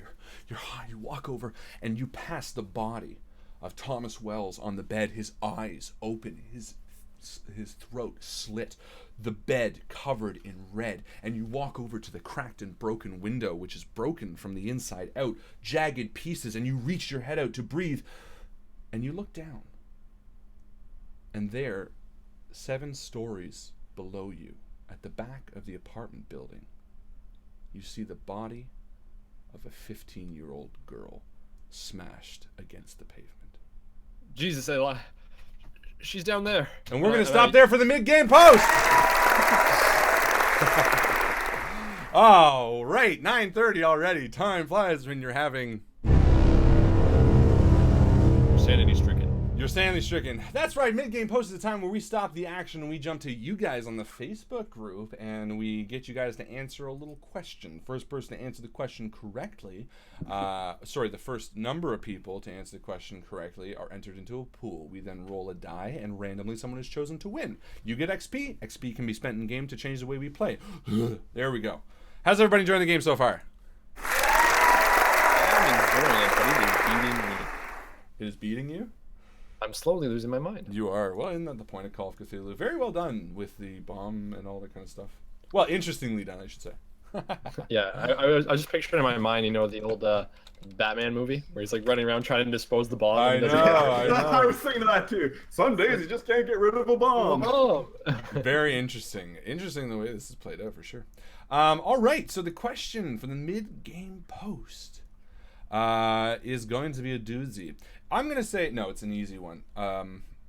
Not super easy. I'm going to say this is a medium difficulty, which means I'm going to roll a 1d10, and randomly out of the first 10 answers that answered this question correctly, someone will be chosen to win the XP. So head over to the Facebook group right now, if you are on one of our many social sites or whatever, and I'm going to post the question in about 2 seconds. The question is, I'll read it so that you guys can kind of formulate the answer before the question. Also, there's a delay, so. The question for the mid-game post is going to be, what is the type of car that Mr. Christian owns? Now, this is sort of a twofer because it was mentioned in last game and this game, so you kind of have a double chance to win if you watch last game religiously. Is it your favorite car, Harlan? Is it? No. Not even. I had to research it. It's like, what's a good car for the 1920s? I guess they wouldn't have your favorite. Your favorite car is a Lincoln Town car, right? It is my favorite car, which is like, everyone hates that car. I'm like, Lincoln Town car? You need a fucking Dukes that has your V8 fucking thing. He doesn't. I hate people. I'm not a car guy. I just, you know what? I just like something comfortable. That's it. I'm not either. Honestly, people are always like, if people talk to me about cars, I'm like, I'm not sure. Yeah. I don't know what you're talking about. Does he have 4 wheels? That's all I need, really. Michael has a nice car. Michael's not with us. I just wanted to involve him. I knew he wasn't paying attention. That's why. He's embodying his Eli character. My nice Hyundai. No, I'm just welcome Nick.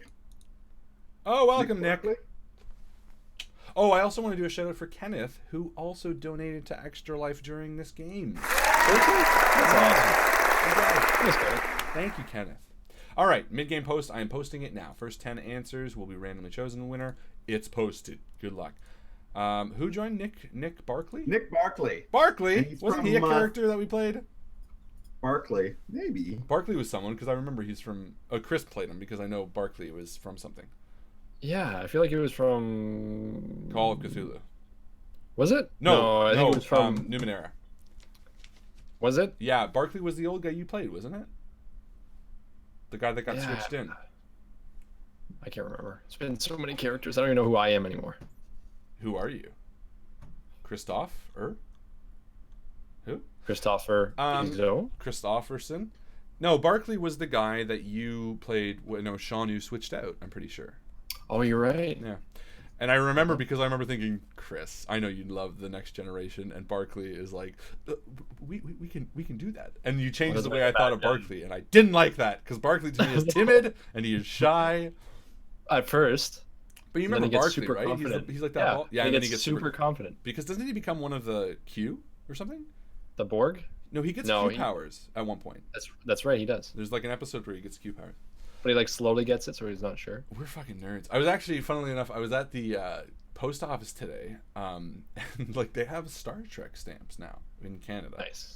Well, I thought that at first it was like cool, and I was like, wait, what? What fucking year is it? Because it wasn't the new Star Trek or anything. It was like Picard and Kirk, and like I'm like the last Star Trek came out in like 2000 fucking. It's all the captains, baby. It's all the captains.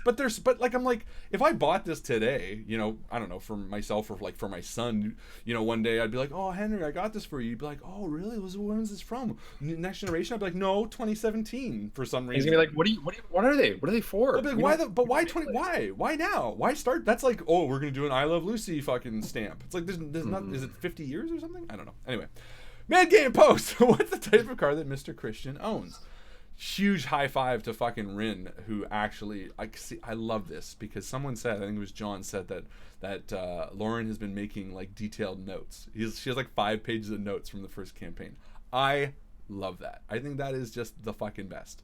Not only does it inspire me to make sure that my storylines all add up and make sense, it also makes me feel like someone out there actually appreciates it to the point of like making notes. Where these guys, Michael, let's see your note sheet, why don't we? Oh, yeah? Okay. All 5 pages of yours, man. Yay! Imagine trying to find like a specific thing on there. You'd be like, it's somewhere around this area. Yeah, it's like I was like, okay, who is this person? Why do I have this name? No, here? I'm just joking.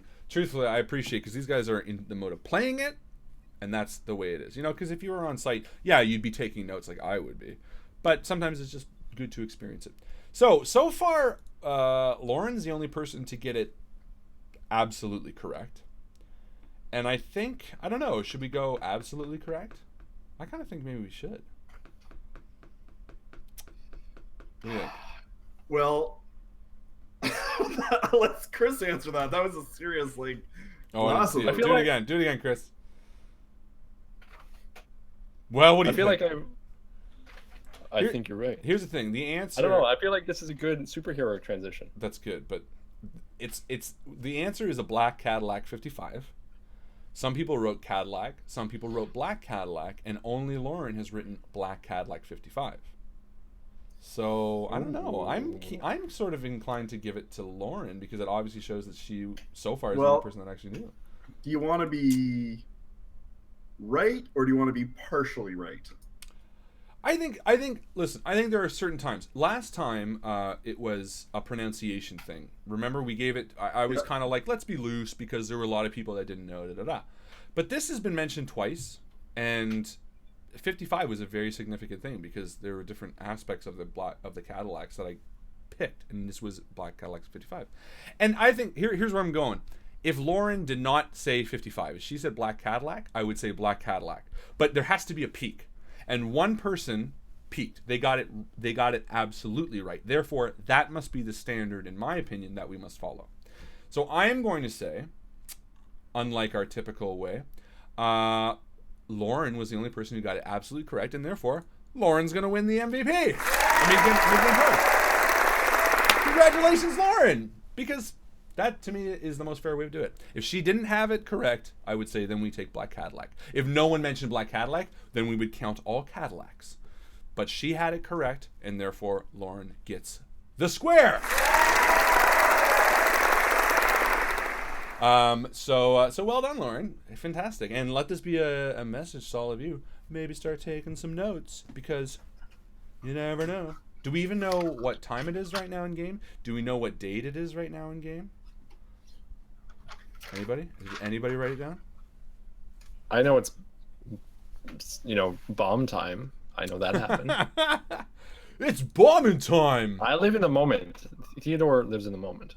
Teddy? There is only now. There is only now and tomorrow. I'll give you this because you guys would know it. It is April 29th, 1923, and it is about maybe 2 in the morning now. 2:30 in the morning-ish, depending on how time you climb the stairs. All right. You guys ready to get back to this? Yeah. You just found a dead body Yeah. of the girl. Again. This is going to get sticky. Teddy, this is going to fuck you up, by the way. Yep. Now- Yes, it will. Actually, yeah. Before you answer, Teddy, I'm going to have to, when we jump back in the game, I'm going to halt the action, just so you're aware. Because Okay. I think this is going to be significant for you for many reasons. By the way, what's your sanity at? It's slowly decreasing. We're now at 33. Dwindling! All right. Dwindling. Without further ado, we return to Call of Cthulhu, The Witch's Mark, Part 2. Teddy, the air leaves your lungs as you breathe, as you let all the air out. The cool air blows over you and you open your eyes to see the figure. A girl. Your heart wrenches. Her height, the way her body is placed, almost like a morbid tableau. She's frozen, her hair strung to the side. She looks young, maybe 15. 7 floors below you, a halo of blood on the sidewalk, or on the parking lot that she sits. For a second, you are transported back to that bridge. The snow whipping past your face, the girl turning towards you. She asks you the question again. You don't hear what she asks, but again she looks to you for the answer. It's a yes or no. What do you say? Again, I said no. And she turns and she falls. Roll sanity.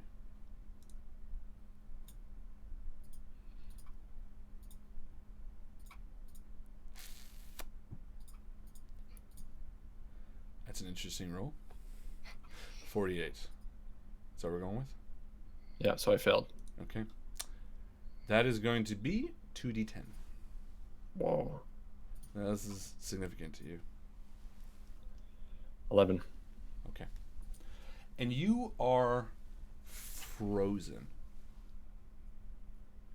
You cannot move. You are sitting there, leaning at the window, seeing the body of the girl, your fingers locked against the broken shards of the window, blood being drawn from your cuts as you sit there squeezing, unmoving. Eli, meanwhile, you saw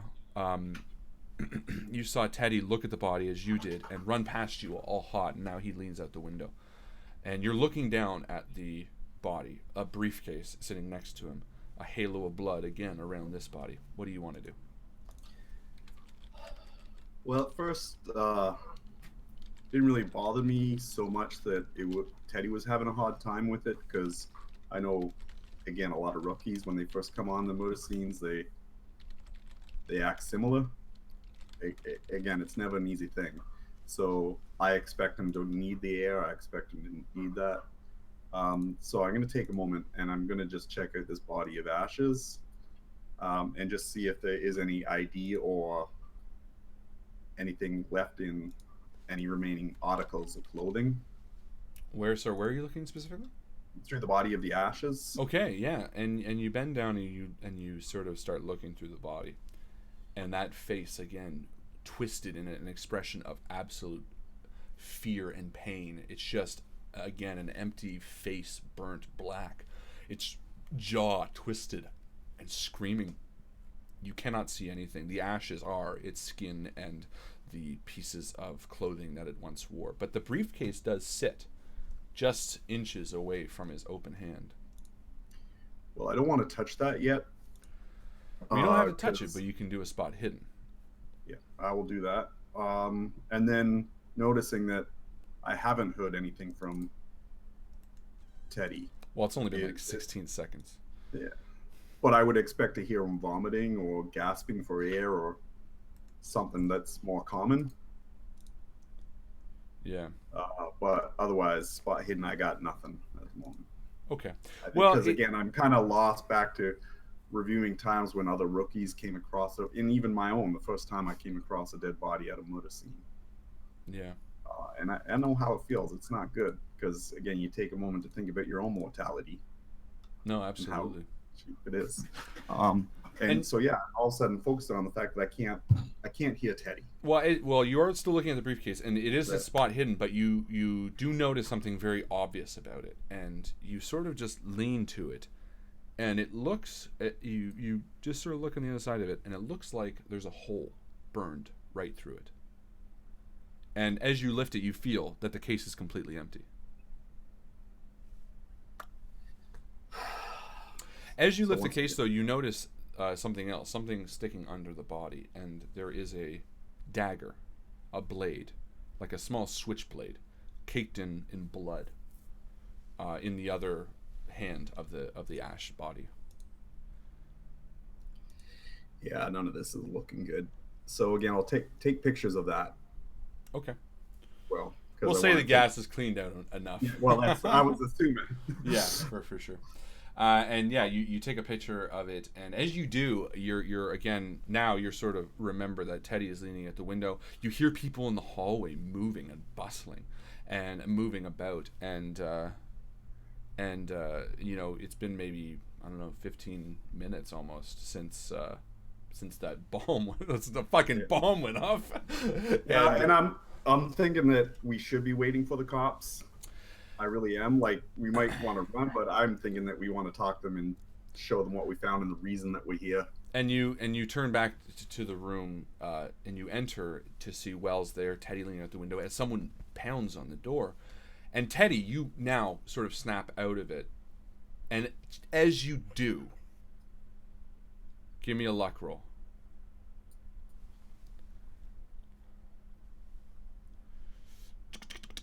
What are you rolling?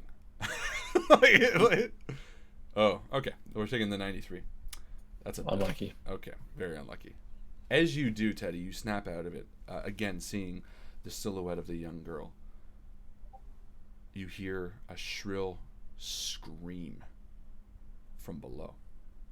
And you see a very small group, a woman in a nightie, standing maybe 15 feet from the young girl, pointing up at you, leaning out the broken window.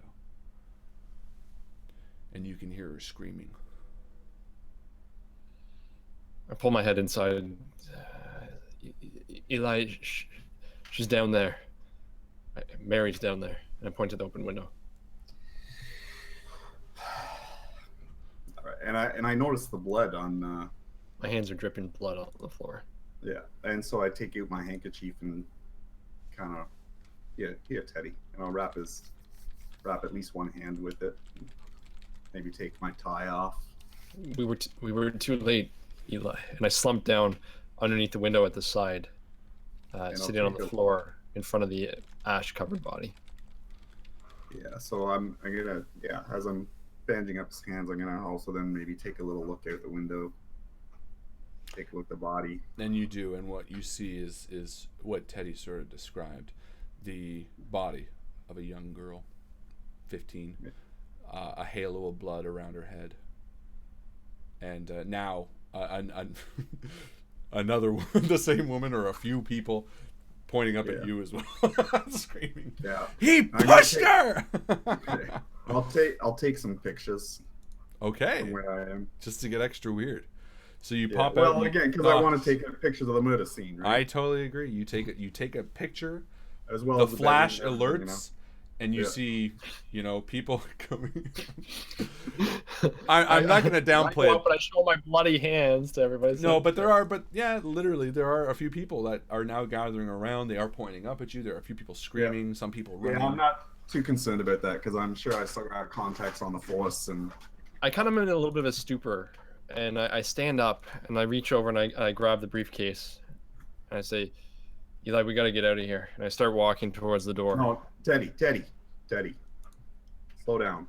And as you pick up the suitcase, Okay. Teddy, you feel it's empty, and you literally hold it up, and there's a big hole burned into it. And I What's the shape of the hole? Just like a circular burn mark? It's not perfectly round. No, it's sort of it's a bit elongated, and it's almost egg shaped, but you know, one side's a bit in, one side's a bit out, sort of an irregular egg shape. Okay. And I drop the case, and I say, they're gonna question us. We need to get out of here. And I'm kind of Teddy, just go stand by the window in the hallway. they Go saw get some my air. face, It's Teddy. It's okay. and I stumble out of the room and stand We got in the nothing to hallway. hide. Do I notice anything on my way out, Harlan? On your way out. Well, I mean, the body. You saw Thomas Wells, obviously. Yeah. No. Are you outside now? You actually step outside? Yeah, I'm gonna walk into the hall to. Yeah, and you do see there are still people leaving. Some people looking back at you nervously and running like you're a monster, very scared. They're hearing the scream. They're hearing the bomb. They're hearing panic, and everyone is sort of evacuating. All right. Well, I'm looking around, and I think I got enough photographic evidence that, like, because again, I took pictures right from the beginning, I believe. You took a picture of his body, of the Ash's body. You took a picture out the window of Mary. If you want to take a picture of Wells as well? Yeah. Okay.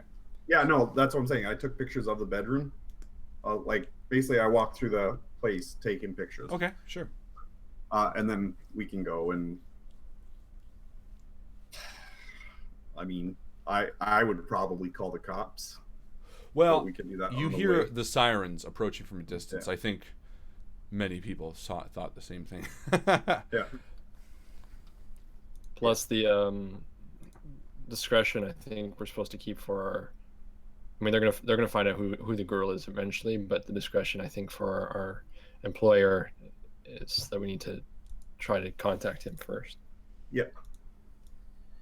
No, I'm good with that. Let's call Jake and We gotta, we'll and I try to tell, explain it later. I'm gonna try to say, kind of feeling a little bit better now that I'm out of the space. I say, Eli, we gotta get out of this place before they stop pointing fingers at us. People saw my face on the way out. Okay, we gotta get out of here. I start walking towards the stairs, and I hustle down, kind of joining the crowd of people. Okay. And I'm gonna look for like another exit, like a fire exit or something we can go out. Yeah, so you sort of slip into the crowd, and you are obviously distraught, and people are sort of looking at you. So give me a disguise roll. Hey, we get to use that. Eli, you had disguise checked off, but you have a 5 in it. Yeah. 89. No. I checked off. I think when I checked them. Oh, I don't know what the hell. It's just funny. It's like I will master this for 5. I also have a 5. Okay. Oh so no! What I did was I checked off the ones that it said that as an investigator you would. Oh, I gotcha. So yeah, you guys both fail the disguise aspect, but so you start entering the stairs, and you're sort of behind everyone because you're still sort of last to get out, and you know you have blood all over your hands, and you have a big camera around your neck, and you guys smell like gas. Well, and you know people saw it. You throw a bomb at the window, Covered in ashes. covered in ash. But you so you're not slipping into the crowd. Okay. Yeah, no, we're just gonna run. Okay. Run the old-fashioned way. So you get down to the base stairs just as those sirens are piercing out loud, and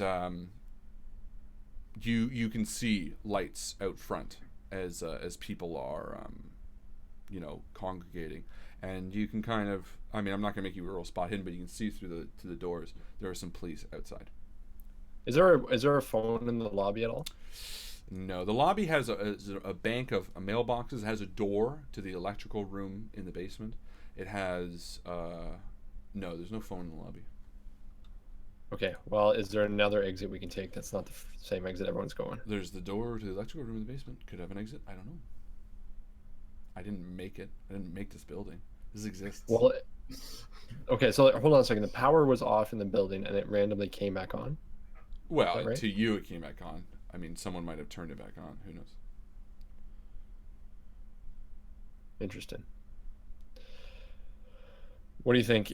Well, I don't know. I want to make sure that we're trying to get out of this building. I don't want to be like, if we stay around, the cops are going to start asking questions. And you actually you do go around the stairs and there is a back door. I mean, it'd be a pretty terrible apartment if there was no back door. It's like, fuck you. So no, you press open the back door and you're out into the night air. Again, it's very chilly. People are standing around in their coats and stuff like that. And there is a large crowd, and you sort of do quickly enter it, and no one at first recognizes you. But you do sort of see people start looking your way. Can we try to get away? Like, is there a... Yeah, definitely. Are you kidding? You're like sort of in an industrial area. You can just like start running between houses and stuff. Like, if Yeah, I think that's what we... I mean, we're going to look super guilty, but... What are you supposed to do, right? Right? Okay, so I'm going to start doing that. I mean, this is the area, right? So like, you could run back here. There's like a building back here. There's like a warehouse back here. You can just start. Sorry, you're cutting out a little, Mike. Or Mike's cutting out a little. What's Mike doing? Mikey? What? Am I cutting out a little? What? Am I cut? Can you hear me, Mike? Yes. Oh, I don't know what's going on. Well, in any case, you can just run if you want. Yeah, I guess that would be best right now. I failed my roll. I was trying to run as well. Oh, okay. Well, no, I mean, you're just leaving. The question is whether people will notice you. So, okay. I will say, why don't we just roll... Yeah, let's just roll disguise 2 more times to see what happens. Yeah, well, it's worked really well for us so far. No. Oh, so much closer. And one more time, you said? Yeah, no, just one from each of you. So yeah, no, okay. you guys, you sort of share a look between the two. You people start noticing you, and you're like, fuck it, and you just start running between the houses for a break. And as you leave, people start screaming, and you look over your shoulder one last time, and you see the police surrounding the body of the girl, and you head out, and you start running, and Teddy, what are you thinking right now? I'm thinking this is the second time in my career when we were too slow and we couldn't help someone who really needed us. And I thought we were the right men for the job, but maybe I wasn't set out to do this. And I'm thinking if any of those people can point me out, I know I'm going to be blamed for this. I mean, it looks pretty bad when I had bloody hands and I was the one standing out the window when she was noticed. So I'm worried about that as well. And I think we got to get back to the Senate's house. Yeah, I'm actually more filled with anger right now because I'm actually thinking Christian set us up.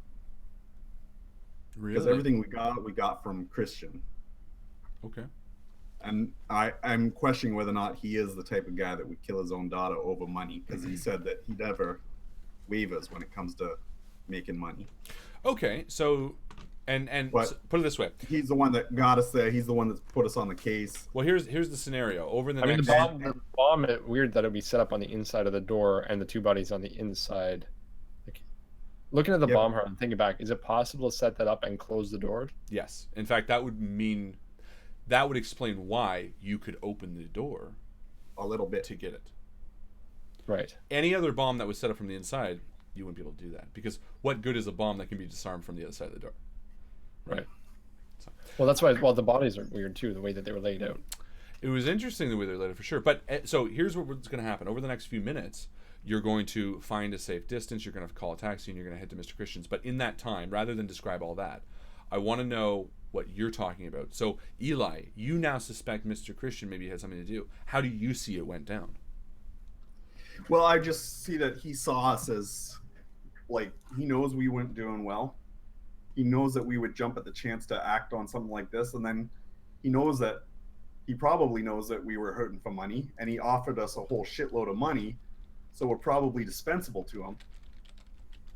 And so why not get 2 schmoes to come and do the dirty work and then get blamed for everything? So what do you think was the blame that was going on here? Like you were hoping that you think that he was hoping that that you get blamed for her death? Absolutely. So why do you think he would plant a bomb then? Just because he doesn't care. Either way, we're gonna get taken out. So well, we're either gonna kill ourselves in the process, and people are gonna think maybe we failed setting up the bomb after we pushed the girl out the window. I don't know exactly, but I just feeling like pretty shitty about the whole Think thing. of me as like the voice, the other side, the counter, just questioning everything.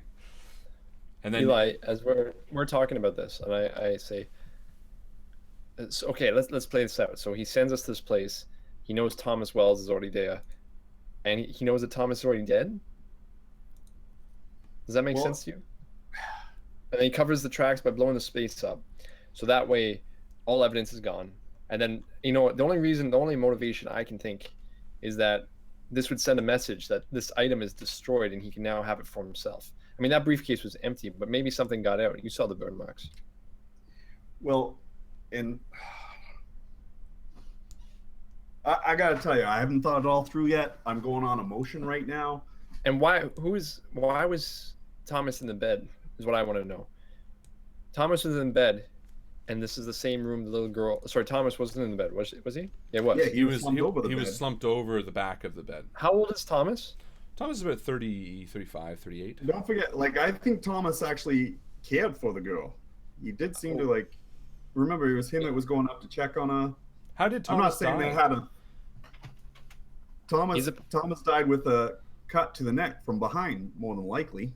Well, if I knew I was trying to run away and I needed some money, and I knew about this briefcase, and I was trying to elope with a girl whose father is powerful, I mean, this seems like a pretty good motivation. If you know what I mean. 38 and 15, that'd be pretty dark. It's pretty gross, but at the same time, it's Call of Cthulhu. That's very true. Who do you think killed Wells then? Well, the man, the ash-covered man on the floor. And then he also got stabbed in the back. Who did? The man, the man who was burned, he was stabbed in the back. You saw the blade under him. That's what you know. Oh, I'm sorry. I thought. No, it was not protruding from in his back. No. Okay, sorry. I missed. Obviously. Well, yeah, I was unclear on that. My apologies. No, he had. If anything, well, roll a knowledge roll. Let's see if you can suss out the connection. Mr. Christian says other people are seeking this thing. Do you think that was the butcher? I don't think the butcher would easily be killed like that. If he's a professional as he says he is, I don't think people can touch him in the same way. Sorry, what am I doing here? Intelligence? Yeah, intelligence. So 50 or lower. Or, yeah, we'll do notice or whatever that was. Thomas Wells. There we go. Bed. No, okay, so no, you can't. I'm just too angry. I don't blame you. So you continue talking about this, and after a short drive, the taxi pulls up to Mr. Christian's mansion. All right, Teddy. What are you thinking? So you're not thinking it's Christian? It's Christian. Okay, let's just play this out. I mean, if you think it's Christian, how did he think this was going to go? He thought, like, who are those two men, and who's the third person in the room? Thomas Wells was one of the people. Mary was also there for some reason, possibly for the exchange. But why would Thomas be in the bed? It doesn't make sense. Unless the sicko who murdered him put him in there after, and I don't know about you, but that seems like a lot of effort. Well, no, now it looked like. Did it look like the way he was slumped? It was kind of like he fell there after his throat was cut. Do you have anything policey? I got law. Do you have investigation? Was he tucked into bed? Like, was he under the covers? Because that's what I was picturing. No. No, picture this. No. See, I kind of pictured his throat was cut and he kind of fell. Exactly. And this blood just that makes no painted sense. all Okay, then over I the take all that back about like the Mary that, and him. Yeah. Now, you didn't have much time in there. I know you said you took lots of But pictures. see, that's where I was like that's what I was picturing. Like he came in, he saw Mary. Perhaps he even watched the guy push her out the window, but I don't think so. The guy with because the when he, briefcase. yeah, I think he came in, he saw Mary saying, "Show me she's alive, and then I'll give you the briefcase." And as he was looking, the guy came up, slit his throat. No, I don't think so. I think you think the guy who had the knife underneath him, the burnt guy. What if there's a third person in the room? No, I think there's entirely possible is the guy, because what the hell burned the guy to ashes? Exactly. So maybe the exchange went fine. The exchange was good. Thomas came in, saved the little girl. The exchange went over fine. And after the exchange, someone came in and killed all three of them. Mary, trying to protect Thomas, gets thrown from the heights. And that thing that was in the briefcase, someone took it out. Maybe they couldn't open the briefcase, and maybe they needed to get at it that way. But then they took the time to set a booby trap. You again to destroy the evidence. You were in and out pretty quick, unfortunately. I know you took pictures of it, but yeah, it's going to take 3 weeks to develop. It would take 3 weeks to develop, but it was also, unfortunately, just based on the things, there wasn't enough time to sort of really breathe in the scene. But if one of you wants to do a knowledge roll of successful, I will let you ponder on one element and reveal something that you had the time, you would have absorbed. Okay. What's your knowledge? It would be only 50. Knowledge is different from intelligence. Knowledge is intelligence in this case. That's what we. Okay, so then I'll roll for it. Or notice. I don't know. We'll just do everything for that. Whatever. Wow. There we go. Okay. Well, you know what? Then I'll give you 2. Teddy, nice. You were in a stupor when you were leaning out that window and you saw that body. But as you reflect on it now, walking up the steps to Christian's house, by the way, you kind of think of something. Your eyes didn't just drift to that window; they drifted to the floor and to the outside and to the bed next to it. And almost like an eidetic memory, or it kind of coming back to you, it surfaces. That window didn't have any blood on it. Mary's corpse wasn't littered in tiny cuts. And there was, pieces of maybe wood in it as well. And the table next to you was on its side. That's the first thing that kind of comes to you. That well, whatever you want to make of that. The other thing that comes to you is when you did look at Wells, and while you were stricken and your eyes locked onto the white bone of his spine behind his neck, you also remember the binds that were torn, gnawed at almost, from the 2 posts of the bed at the top. As if someone was tied to the bed and kept trying to get out. Well, they were broken binds. Oh, sorry, there were still binds attached to the bed. There was basically pieces of rope tied around the bed that led to a frayed, not broken end. And the body, I don't know if we could see, was there any ropes or anything tied around the body from the height we could see? You could not see, unfortunately. So, and there was a piece of wood in the window. What you said? Well, what I'm getting at is it doesn't look like that she was pushed through the window. It looks like it was broken, and then she somehow ended up down there. The way down was a building, but it wasn't an impossible climb necessarily. And she wasn't. I mean, she's light. It could be carried down. But the weird thing is, so I say this to Eli. I was like, maybe Mary got away. Maybe she was already down there, and something happened to her. Maybe she was the one who killed them. So you're standing out front of Christian's. What's like that? someone killed her after and made it look like she fell out the window? Unfortunately, you didn't get a good enough look at the body. Yeah, I mean, it could be anything. It could be that the window broke in the struggle, and then I don't know. So you're standing out front of Christian's house. It's now maybe 3 in the morning. You're both very tired, and the large doors of his house show a dim light behind it, as if he's in the fireplace room where you first met him.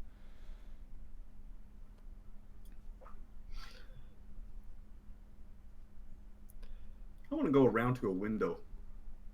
Sure. And look in first. Which window? Like, of the room he's in?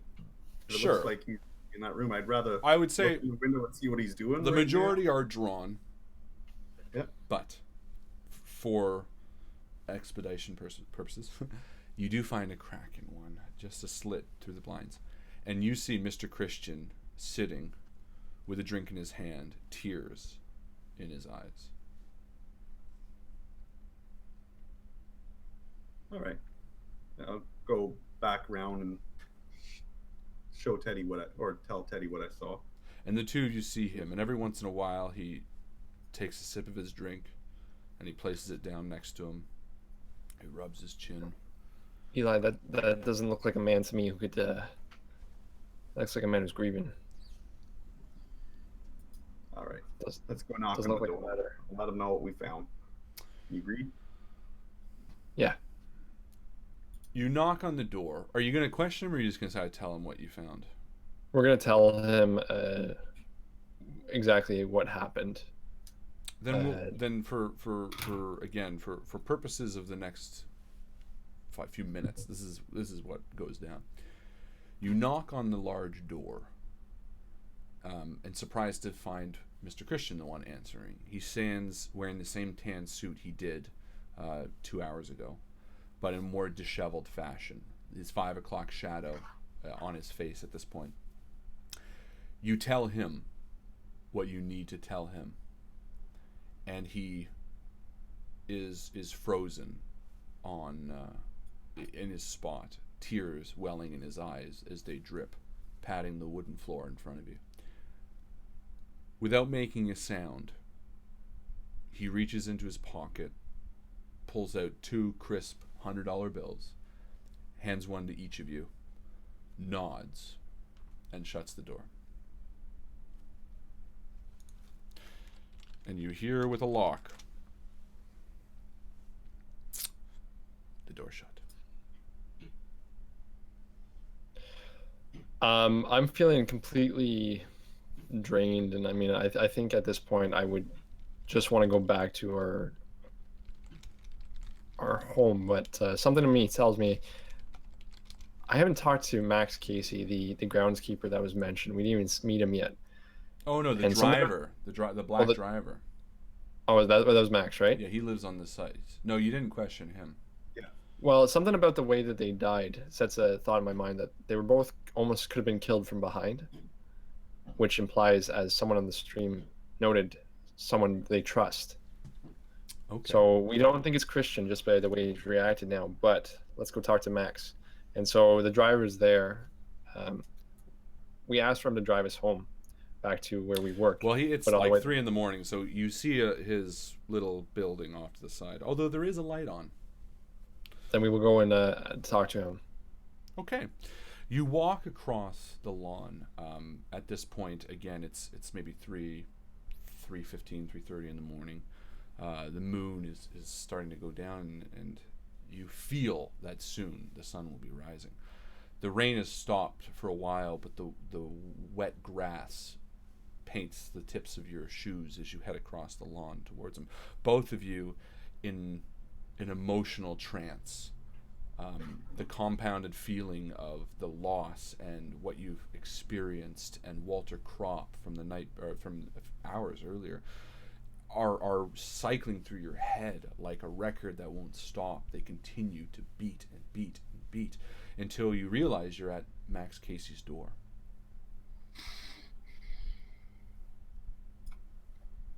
I knock on the door. I say, Eli, I have a feeling something tells me that there's something to learn here. And I knock on the door. All right, now I'll start warming up my hands again, because I'm trusting Teddy's. And I don't know where he's going with it, but I'm trusting him right now. okay. Well, I described to him the way that, I noticed the bodies were all killed from behind, and it needs to be someone close, someone who trusts them. And trust them. after a bit of shuffling inside, you hear the movement of a chair and the screech of a bed spring, and a shuffle of a coat. The door opens just a crack, and you see Max Casey, the dark-skinned driver for Mr. Christian, through the crack of the door, a scared look on his face at first, not sure who would approach him at this time of night. And immediately, sort of a sense of relief washes over him as the two of you. And he says, "Oh, Mr. Kane, Mr. Strong, please." And he opens the door, and you see a very humble little home, a one-bedroom, a bed in the corner, and a desk, a small stove for the winter. And as he ushers you to enter, he says, "I actually had a thought about Miss Mary. And I thought it might be good to mention. I was going to mention when I saw you outside of the bar, but I know Mr. Christian was in a huff and wanted to leave." And he doesn't give you a second to talk. He doesn't see the depression on your face. He just says, I know it might not help, sir, but Mr. Christian doesn't talk about her a lot, but have you tried her mama? I don't know nothing, but she spoke to me a few times about when Mr. Christian wasn't looking, mind you. Mary said that her mama was the light of her life a long time. She said that she works at a hospital just north of Arkham. I think maybe if the girl wasn't necessarily taken, maybe she run away. Maybe she's staying with her mama. Well, Mr. Casey, what is her mom's name? Oh, now let me think. And he kind of walks over and sits on the bed, very casual now, out of his suit, almost like he was woken. And I think he hasn't quite realized that of all the kind of oversteps he's taking. She said it was something. Laval, Sabine Laval. It was a very French name. I thought it was very nice. My family's from New Orleans myself. And then it's almost all of a sudden, it sort of dawns on him how much he's talking, and he stands right up. "Oh, no, my apologies. Listen, this is not my place to say. I just Miss Mary was a very good girl, and I feared that maybe Mr. Christian hadn't thought of the mom as an option. I don't believe they're on speaking terms." Does he seem genuinely afraid for the girl? Can I do a psychology check? Yeah, do a psychology check.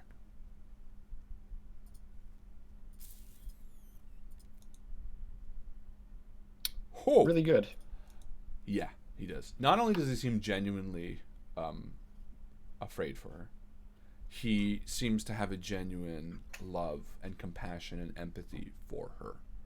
Almost like he pities her a bit. Mr. Casey, did you drive Mr. Wells to Hazel Street? What was it, Hazelton? Walnut. Hazelnut Walnut. That's hilarious. That's my favorite thing ever. That's my when your mind makes that connection. Yeah. No, sir. No. I dropped him off at the party, Miss Beatrice's party, and then I waited, and Mr. Wells showed up, and then we picked him up and came back home, and they were inside talking, and then Mr. Wells left in his car, and I haven't seen him since. Mr. Casey, I believe we don't need to bother you any further. Sorry to come this late at night. No, of course. I'd do anything. The name of the hospital again? I know she said it. The young girl, she said it like it was something, but I've never been. It was St. Augustine's. That was the hospital, one of the Catholic ones. And I look at Eli to make sure that there's no questions he wants to ask before we go. Yeah, I start get up and shake Mr. Case's hand. And now I'm doing new. Let me get back to accent. Too much, Mr. Casey. Got a question for you, Mr. Casey. Mr. Wells. Mr. Wells mentioned that Mary's mother was dead. Any reason for that you might know of? And you can see sort of that feeling that he has severely overstepped his bounds. Oh, no, I didn't mean to say anything against what Mr. Wells would have said. I was not aware. I apologize. The way Mary spoke of her, I guess I just naturally assumed that she was alive. I never asked. Mary just seemed like the mother was still with her. I'm so sorry. Please don't tell Mr. Wells. Please don't tell Mr. Christian. We ain't gonna tell anyone. Don't worry, Mr. Casey. Thank you very much for what you told us tonight. Knowing that it'll stay between us, do you know what was wrong or why she's in the hospital? I can promise you it's in the best interest of Mary and Mr. Christian. He's going to need a bit of... Let's do a little convincing, because he does feel like... Persuade. Let's do persuade. I'm trying to be... I have genuine... empathy. I feel for Mr. Christian, so I am trying to figure this stuff out. I don't doubt it. And a 40 is a success, so there you go. He, again, and you can tell it's sort of the last bit of anything he wants to say, because he's sort of almost ushering you to the door, but not in a rude way. Mary said that she worked there. She was one of the nurses, but that's what Mary said. And if Mr. Wells said she passed away, then maybe he didn't tell Mary. I don't know. I'm so sorry, but I need to go to bed. Does St. Augustine ring a bell in my mind? You used to work at a psychiatric institution, did you not? Yes, I did. Okay, so you would know it. Yeah, give me a knowledge roll, baby. Well, since you call me baby, here we go. Yep. Nice. You do recognize it actually, but it was again a Catholic hospital. To your knowledge, it closed down like 10, 15 years ago.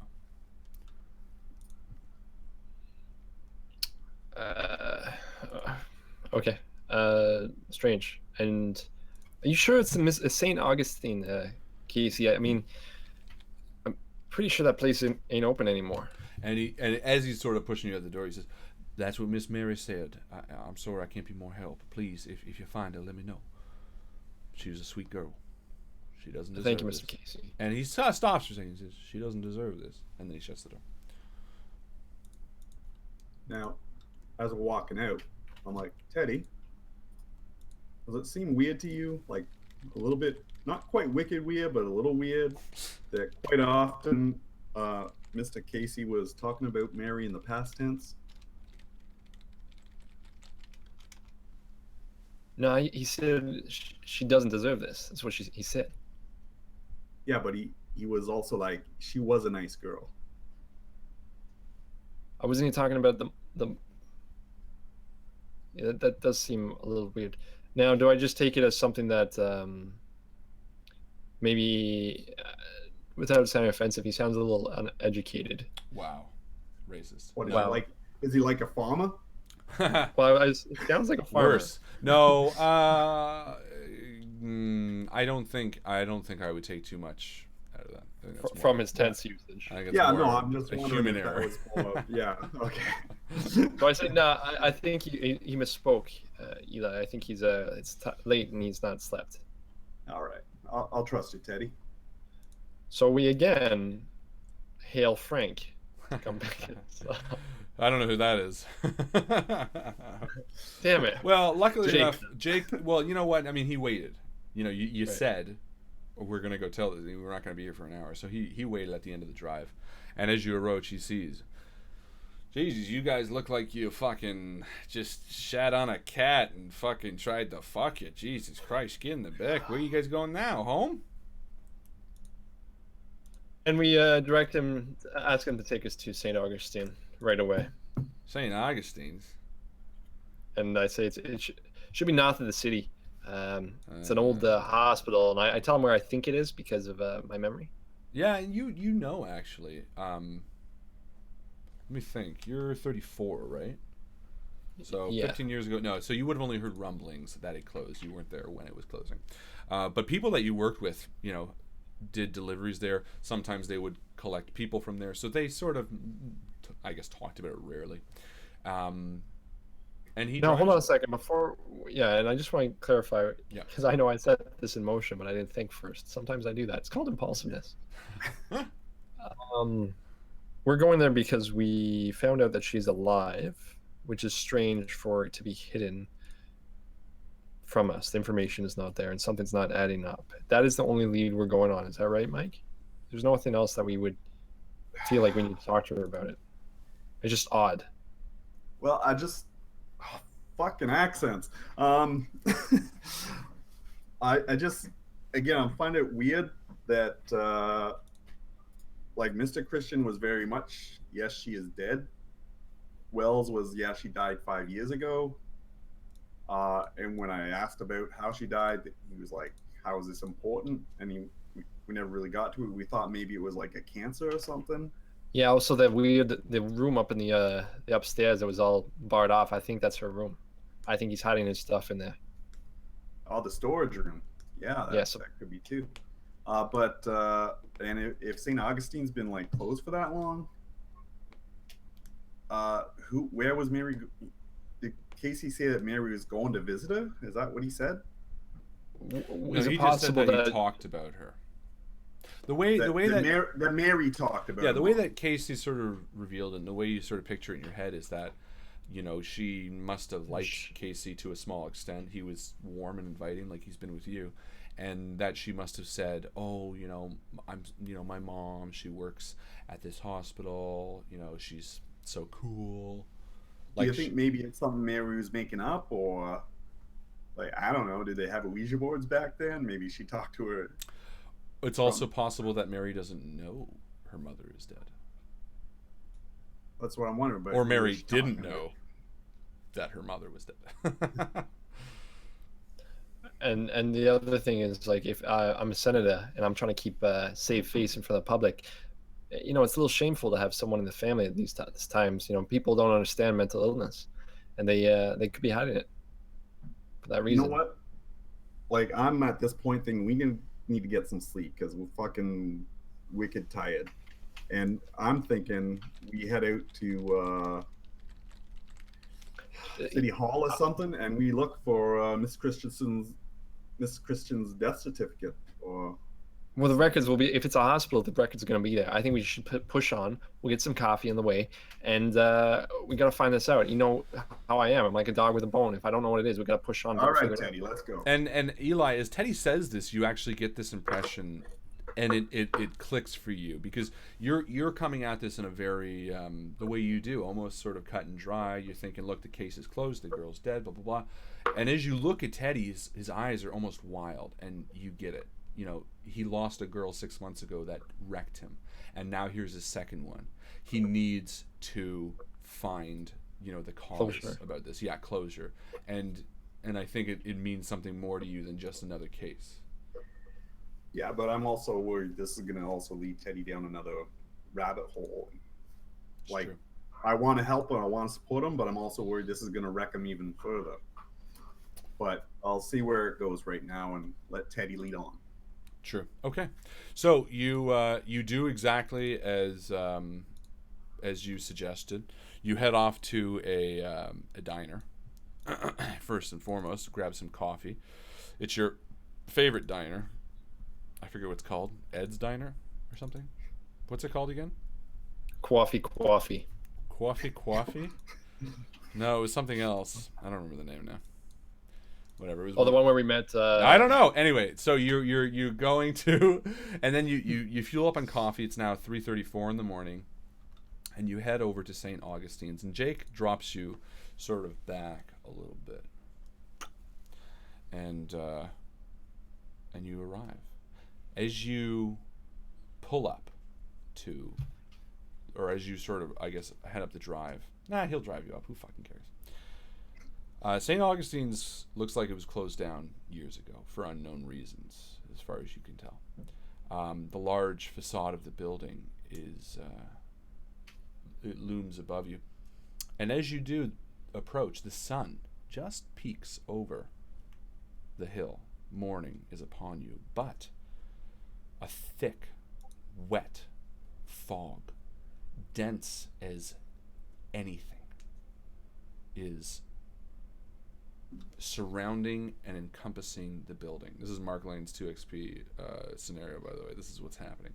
Almost turning the day to, not to night, because you can still see, but the fog is so thick that you can only see a foot in front of your head. It surrounds you and encompasses you and entombs you, and the wet air sort of sticks to your skin. And as the taxi comes to a stop and Jake turns to you and says, "You want me to wait for you, or can I come back? My shift ends in an hour. I can send another taxi." Jake, this is going to take some time. Yeah, send someone, please, Jake. All right, I'll send someone. And he holds his hand waiting for his money. And I pay him. And when as soon as I exit the taxi, yeah, immediately I have a feeling of dread. Maybe Eli is saying such a good idea. I don't feel much like going into a hospital again. I don't know what you'd be afraid of here, Teddy. I mean, it's... Last time I was in a hospital, I lost someone really important to me. And well, I'm just saying this is going to be hard for me. Yeah, well, you're stronger than you give yourself credit for, Teddy. Well, we got to get to the bottom of this. Look at what you've been through already just tonight. And I mean, we're still pushing forward. We're still doing it. I know. Got it in here, Teddy. Yeah. We got to find this. We got to figure this out. And you think back, on what happened, but you push past it, and you approach the front of the building. And as you do, you see the large, heavy boards covering all the doors and windows. But the front door actually is not. The board's been pried off and set to the side.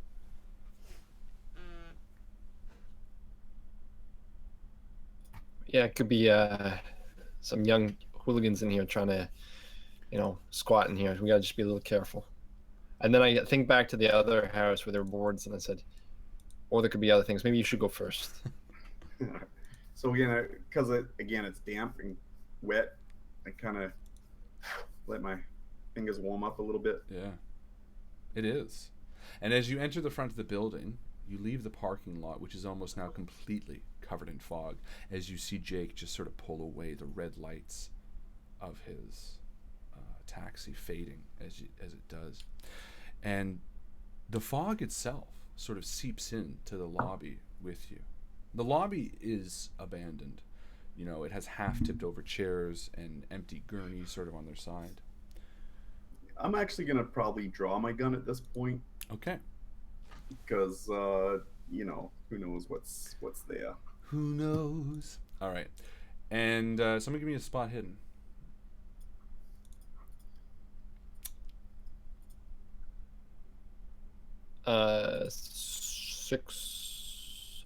Success. Nice. You look at the way the gurneys have been tipped over and some of the mattresses. Oh yeah, that's right, Mike. Do that. I want to see that.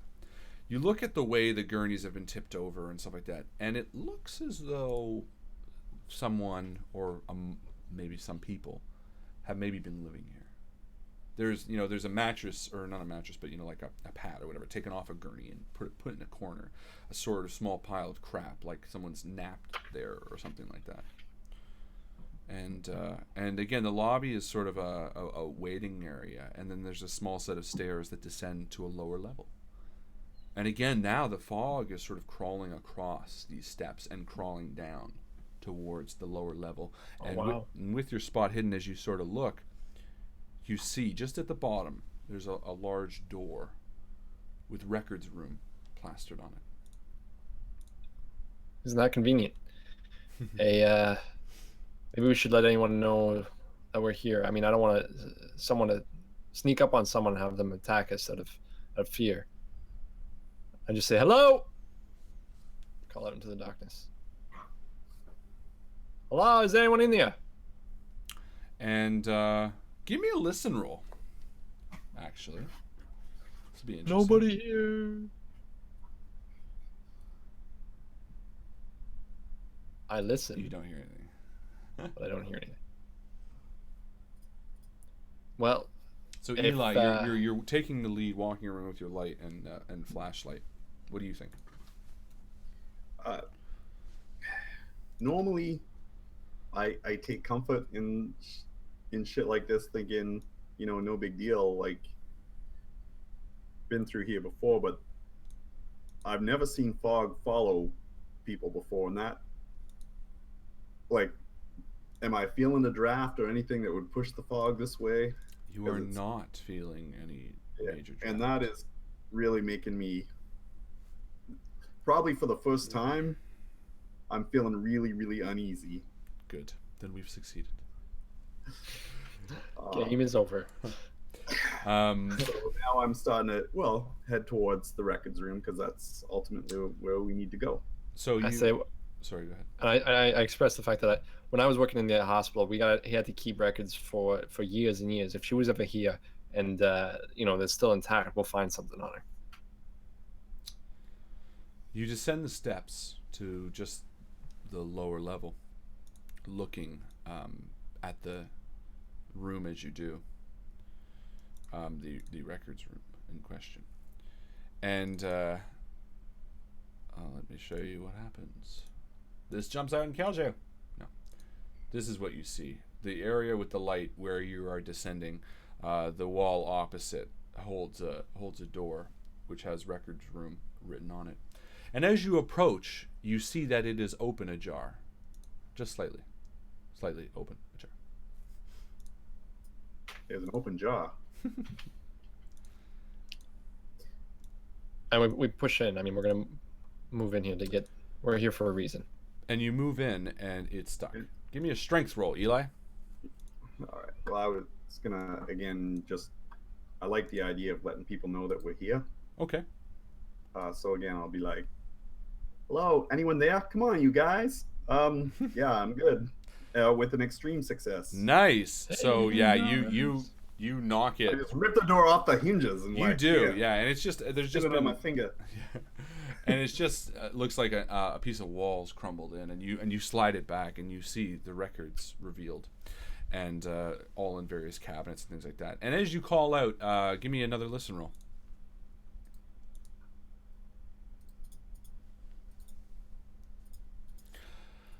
Ooh. Yeah. But what level? So just a hard success. Hard? Okay, yeah, no, you don't hear anything. What? I don't know. So you enter the records room, and there are a series of filing cabinets set by different letters. Well, I guess. We're gonna look. See, for Christian, I managed to be here under the married name. So you go to the cabinet, and I start looking for Laval. Okay. So you never know. It could be he wanted to keep it a secret. I'm gonna go for Laval. Let's both give me a spot hidden.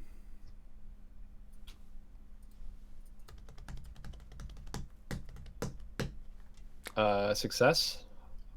What A level? hard success. And I'm an extreme success.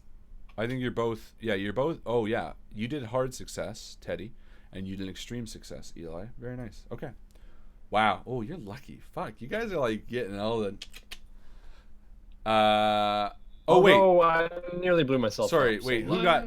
No, Eli got the extreme, right? Yes. And who are you looking for, Christian? I was like Christian. Okay. And I'm looking for Laval. So sorry. Never mind. No, you. Eli, you look through and you do not see anything under Christian. I have an extreme success of not finding anything. I could be a dick and say you find it, but it would be a different person. So let's not worry about that. It's just like just to fuck it up. You're like going this wild goose chase. If it was 8:00, I would do that. You start looking through, Teddy, and with your hard success, you do find a folder named S. Laval. Hey, I got something over here. And I open it up and I say, I need the light. And then that all of a sudden makes sense to me that we'd be looking for Laval. You shine the light. That's my extreme success, right? And you have a file. It's a very thin file, and it says Sabine Laval, age 24, origin France. And other than that, the file's almost completely empty, except it does say assigned room number 23, Laval S and Marguerite S. Marguerite. Let's say, who's Marguerite? Mary, maybe? Will be the last names, right? Say that again. Yeah, there's two people in that room. So Laval S and Marguerite S. Oh, so they share a room. Let's, well, at least we know what room she's in. There's not a lot of information here. Maybe, yeah, but let's also look, look for Marguerite's file as well. What's that? Let's find Marguerite's file as well. Yeah, I guess it can't hurt. And we look for Marguerite as well. So you look back in the folder. Nice call, Mike, by the way. Very fucking nice call. You're a dick. Because I had that as an option. I was like, he's not going to think about that. All right, give me a spot hidden roll. Why? We know what we're looking for. I know, you're smart. Not many people would think about checking the roommate. I will help him look. No, one person does it. Eli? Oh, no, that's fucked. That's an extreme success. Damn it. Okay. You find another folder. You see and it's empty. No, it is also very thin, but it says name Sarah Marguerite, age 40, origin Spain, family mother, father, sister, and room assignment room 23, Laval S, Marguerite S, and that is all you find. Funny.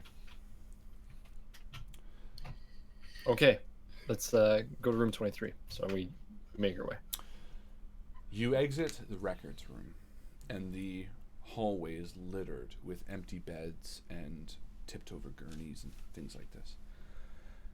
The fog has now reached its way down to this level, and again it surrounds your feet, almost masking the floor before you. It's light outside, but looking out the windows, it's like looking into a different world. You can't see out them.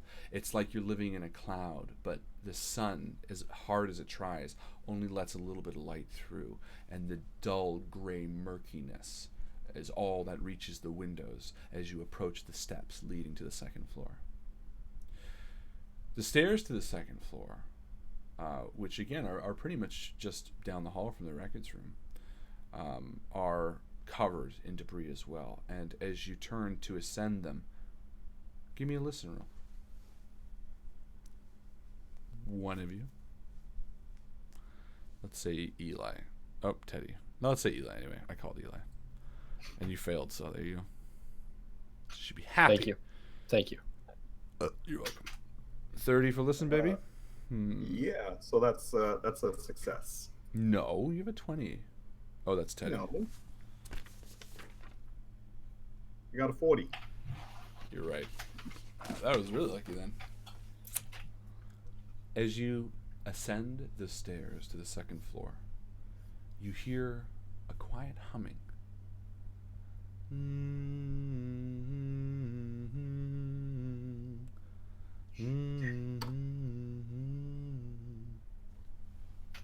And as you reach the top step, the fog is nipping at your heels, climbing the stairs. And the long hallway before you on the second floor, it splits off almost like a large cross, and you see it head off to the end of the hallway. Again, another window covered in fog illuminating the hallway, and it splits off to two hallways side to side that you can't make out. And there's again debris at the top of the stairs, and the humming is continuing, but it's down the hall a little bit. You notice that Teddy doesn't notice it. Yeah, so, Teddy, do you hear that? Hear what? There's a humming. Like someone is here, someone is humming a tune. And when he stops you, you do hear it, but the humming turns to almost a singing. Danny Bannon's coming for you. Danny Bannon will run you through. Can't be stopped, can't be fed. Danny Bannon's gonna make you red. Danny Bannon. And then it kind of goes back to humming. So I do want to move towards the humming, but I'll try as I go. Go quietly using stealth, I guess. Yeah. Well, there's a lot of debris, so let's do dexterity first.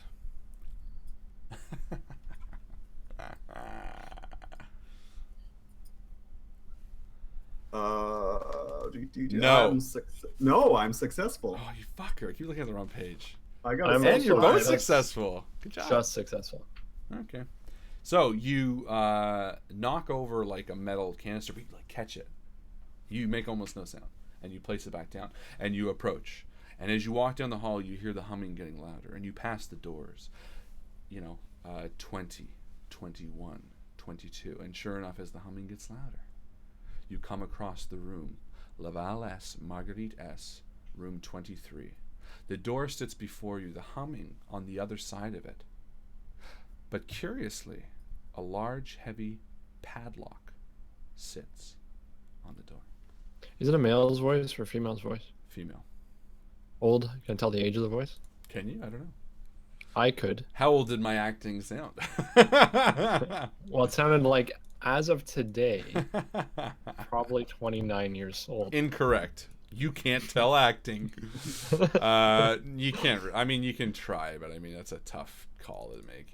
How old is that? Well, person? I can tell if Roll it's it. an adult Hey, voice or a child's baby, we voice. roll for everything. Try it. Go for it. Let's do it. It'll be probably a listen roll, maybe, because you were trying to like listen to see how it was. Yeah, no, you can't tell. Okay. So you're standing outside the door and you hear that humming again. Yeah, but if there's a padlock on the door, that means like someone's been feeding them, or. What does Danny Bannon mean to me? Anything? You can roll knowledge. Is it like a familiar tune? Sounds like a horrible familiar. One of those catchy ones on the radio. Yeah. Danny Bannon. Success, but no, you do not recognize it at all. The name nor the tune sounds familiar. Anything from old police records? Anything from old cases that You can roll as well if you like. Is there a slot on the door, something that opens, something pushed through? No. And no. Hey, I got nothing. And Eli, you don't recognize it either. No, it looks like it is a solid wooden door with a padlock on it. Yeah, see, that seems rather disturbing, does it not? Someone's keeping someone here. And as you stand there, you hear a shifting. Just a movement on the other side of the door, and it sounds almost wet. If there's someone in here that needs help, we should help them out, Eli. Excuse me, are you okay in there? And I knock on the door. And as your fist reaches for the door, you hear the person inside, who you can only imagine was near the back or crouched, scuttle right up. The voice inches from the other side of the door. Oh, hello. Is someone there? Oh, please help me. The voice on the other side of the door is a woman. She does sound a bit older. She says, "Thank the Lord, can you please let me out?" Is that Miss Laval in there? Oh, no. Marguerite, then. Yes, it is. Mycl, that doesn't sound much like a Spanish accent you got there. And she, you just hear it's quiet for a second. Now, I don't know much about what's going on here, but I really don't like to be lied to, miss. I would like to help you out, but you got to be honest. Who are you? Why are you in there? All right, listen, you're right. I'm sorry. I panicked. You mentioned that you were looking for or you said Laval and I don't know. Are you looking for her? Seems a bit cheesy. No, she wouldn't say that. Fuck that. She says, I was locked in here. Well, why would you know that? I don't know. If we did that, we were like, no, that's happening. No, because that would be stupid. It made no sense. So she goes, he locked me in here. Please, you have to let me out. Cooper, he locked me in here. Now, I'm also going to look, like, is there a spot for them to, like, put food in? Is there a way to look in? No, this padlock looks, screwed on. Like, this is not something that was par for the course of the nuns' rooms. Well, we're definitely going to get you out of here, miss. But who's Mr. Cooper? Cooper, that bastard. Listen, he locked me in here. He's gone insane, I tell you. Who? Cooper, so I missed that. Can you say that again? He's gone crazy. Cooper, he locked me in here. He took the key. He said he was going to burn it. How long you been in here, miss? I don't know, 2-3 days. And I gestured to Eli to step back so they can't hear her voice. I said, what are we going to do? We got to let her out of there. Well, I'm as he was talking, I'm also, as I was looking for slots and stuff, looking to see if there's a way to open that lock. You look around and see if there was like it's a pretty heavy or something. Yeah. Can we bash it? Heavy lock. You could. Yeah, you could try. I was gonna say maybe like a spot for whether there was like a spot for a fire hose and like a fire axe or something. Yeah. Let's try luck for that maybe. It's more like if someone didn't take it, I guess. While he's looking, I'm gonna keep talking to her. Okay. Mr. Cooper locked you in here, and when he says he's gonna come back, do we need to? He's never coming back. He said he was gonna throw away the key. He said he was gonna burn it. Why was he mad at you? What did you do? And she goes, quiet. I didn't do anything. Cooper is insane. He's gone mad. He's a madman. He locked me in here because he's gone insane. You have to get me out. Mrs. Christian. I call to her. I say, is that who you are? Mrs. Christian, I don't know that name. Then what name do I give you? You said Laval. It's Laval. Miss, you're lying to us still. If you tell me you don't know who Mrs. Christian I'm is... not lying to you.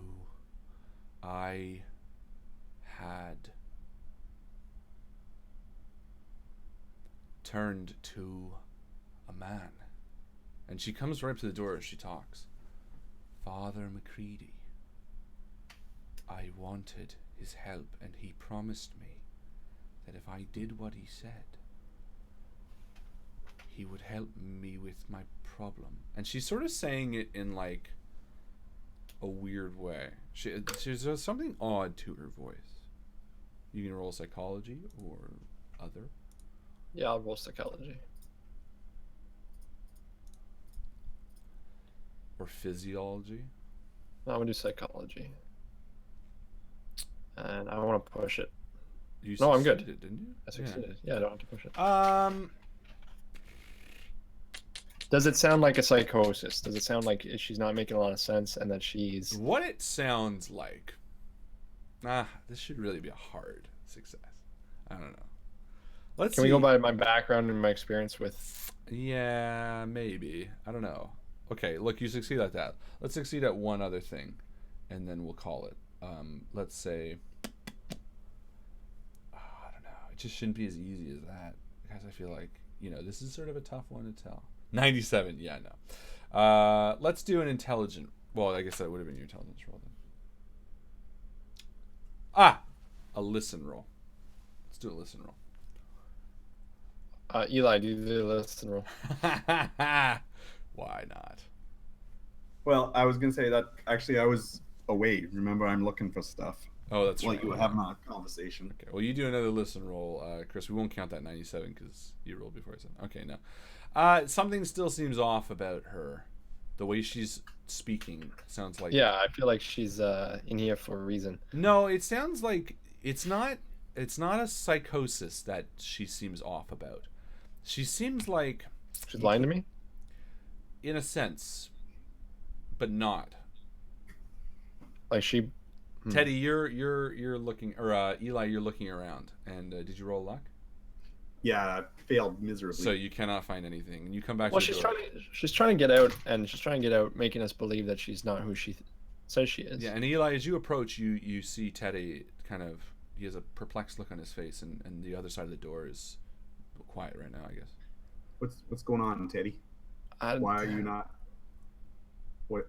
Whoever the woman is that's in there. And she says on the other door, he's not letting me out. I'm not letting you out because Laval. you're not being honest. I'm getting an Irish accent. Thank you very much. You guys, I have this gift of convincing you to speak whatever I speak. And she says, "My name is Laval. I lied before, but listen, I went to Father Macready. I asked him for help, and he promised he'd help me, and I did terrible things." And give me a listen roll, Eli.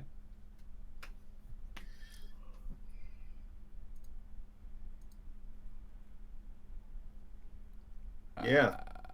That's a hot success. And you hear her, and you hear her reading. You hear the crumple of pages. "I went to Father Macready, and I asked him for help." And then you hear like a page turn. "And I did something I could never forget. And please let me out, and it's me, Laval." Keep reading. I don't hear it, but obviously she's reading. Yeah. I can't say anything. And I pull Teddy back Yeah. and I whisper that, "Teddy, she is sounds to me like she's reading something. What do you mean she's reading something? Like when she's answering. Like maybe that is it possible she's damn Irish accent. Is it possible that she's reading the files that are missing from. Yeah, and maybe it's Laval's file. Maybe she's trying to. Why am I doing that Southern? Maybe it's fun. Oh boy. Fuck, Boston, fuck. Thank you, Boston. I'm still doing it in English Fuck. now. Okay, So, maybe yeah, it's fucking possible that she's bomba. reading Laval's file to pretend that she's her. Maybe that's what she's doing. Miss Laval, Yes, that's your name. of course. Please let me out. What's your husband's name? And you hear a frantic searching of like paper. Yeah. It doesn't matter what his name is, please. What did you have? If you're Laval, you can tell us. I can't do it anymore. You can tell us what you did from Father Macready. But Father Macready, I did something I cannot tell. It was the worst thing. It's like a waking nightmare. And All right. And I'll so Teddy, obviously this chick's fucking, maybe we leave her in here. I mean, it's not necessarily the humane thing to do, but who the fuck is she? we're not gonna leave her in here. If there's a woman in there that needs help, we gotta make sure she gets out of here. I'm not saying we're stupid about this, but she's got the files in there. Maybe we can get them out. Miss Laval, Well, we still need a way to get in there. give us the papers that you have. If you give us the papers, we'll help you out. You hear her stop, searching through the papers. Why you want to know so much about Laval? Because we're trying to find a daughter.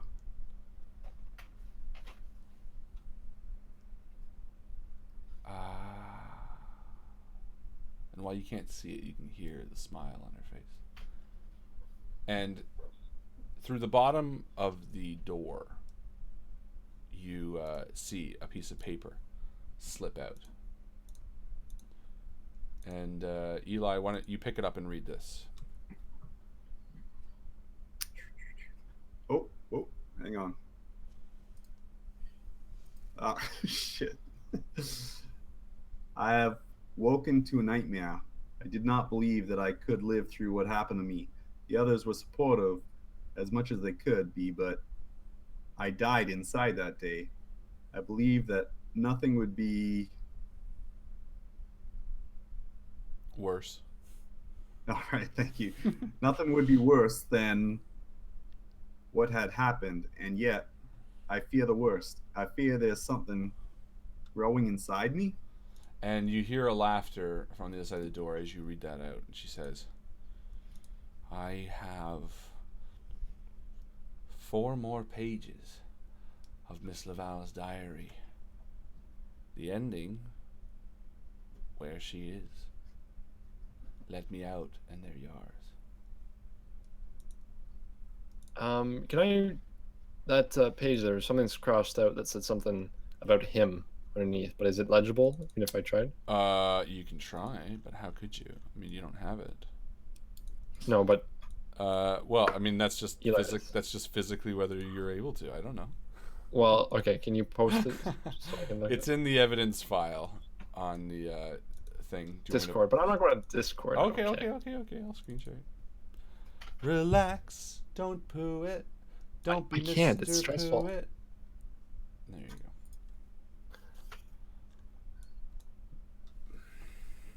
Thank you. Him. There's a T for sure. Well, community, if there's anyone out there who can figure that out, let It me is know. posted I in don't the know. evidence file on Discord. Hopefully so someone there can figure it out first. hope. I say, I have every intention to get you out of here, but you gotta know that we gotta help you. You gotta help me in order for me to help you. Did it say having that baby? I don't know. I didn't write it. No, there's a T on the last word. And she's just laughing, and she says, "Let me out, and the pages are yours." Yeah, listen, it's not that we don't want to let you out. We're just having a hard time figuring out how to let you out. Break the fucking lock or find the key from Cooper. I told you he was going to burn it. Start in the furnace room.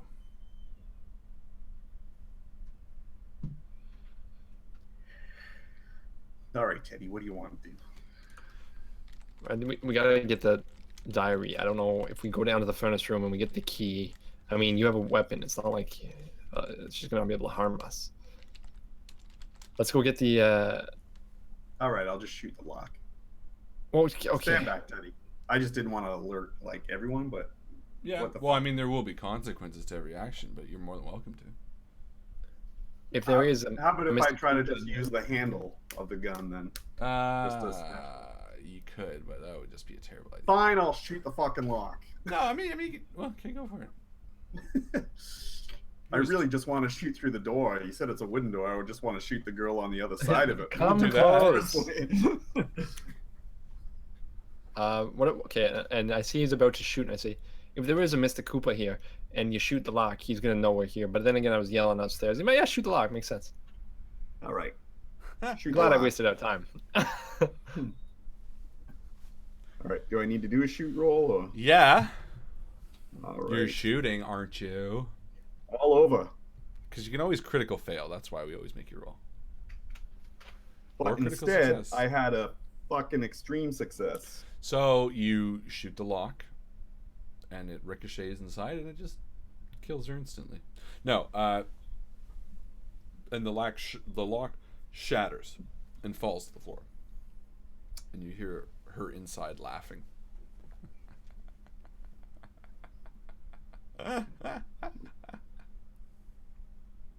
Is there any medicine around here that I see? Not that you see, no. Actually, what I wanted to do now is, now that the lock's open, it opens in, right? Correct. So I actually wanted to just kick the door really quickly so it actually hits her. Do it. Strength roll. All right.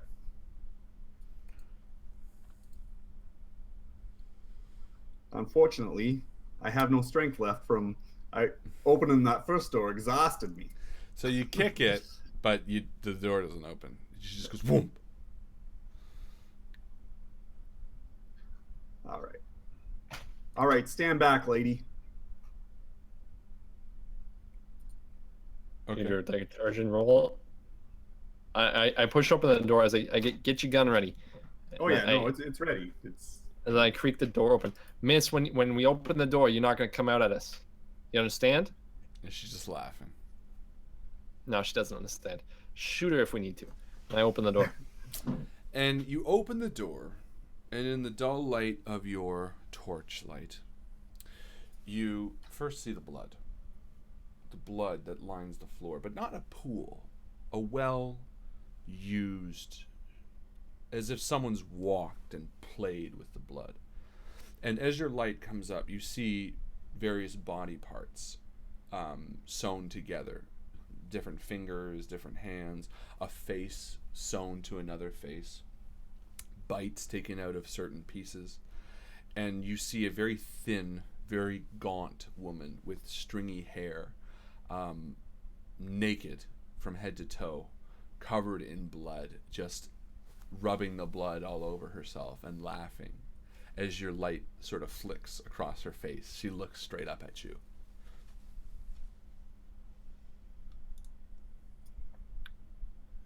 And I say, shoot her. Yeah, no, I wasn't waiting for the command. I'm just shooting now. Well, you will both take sanity, first off. So both roll sanity.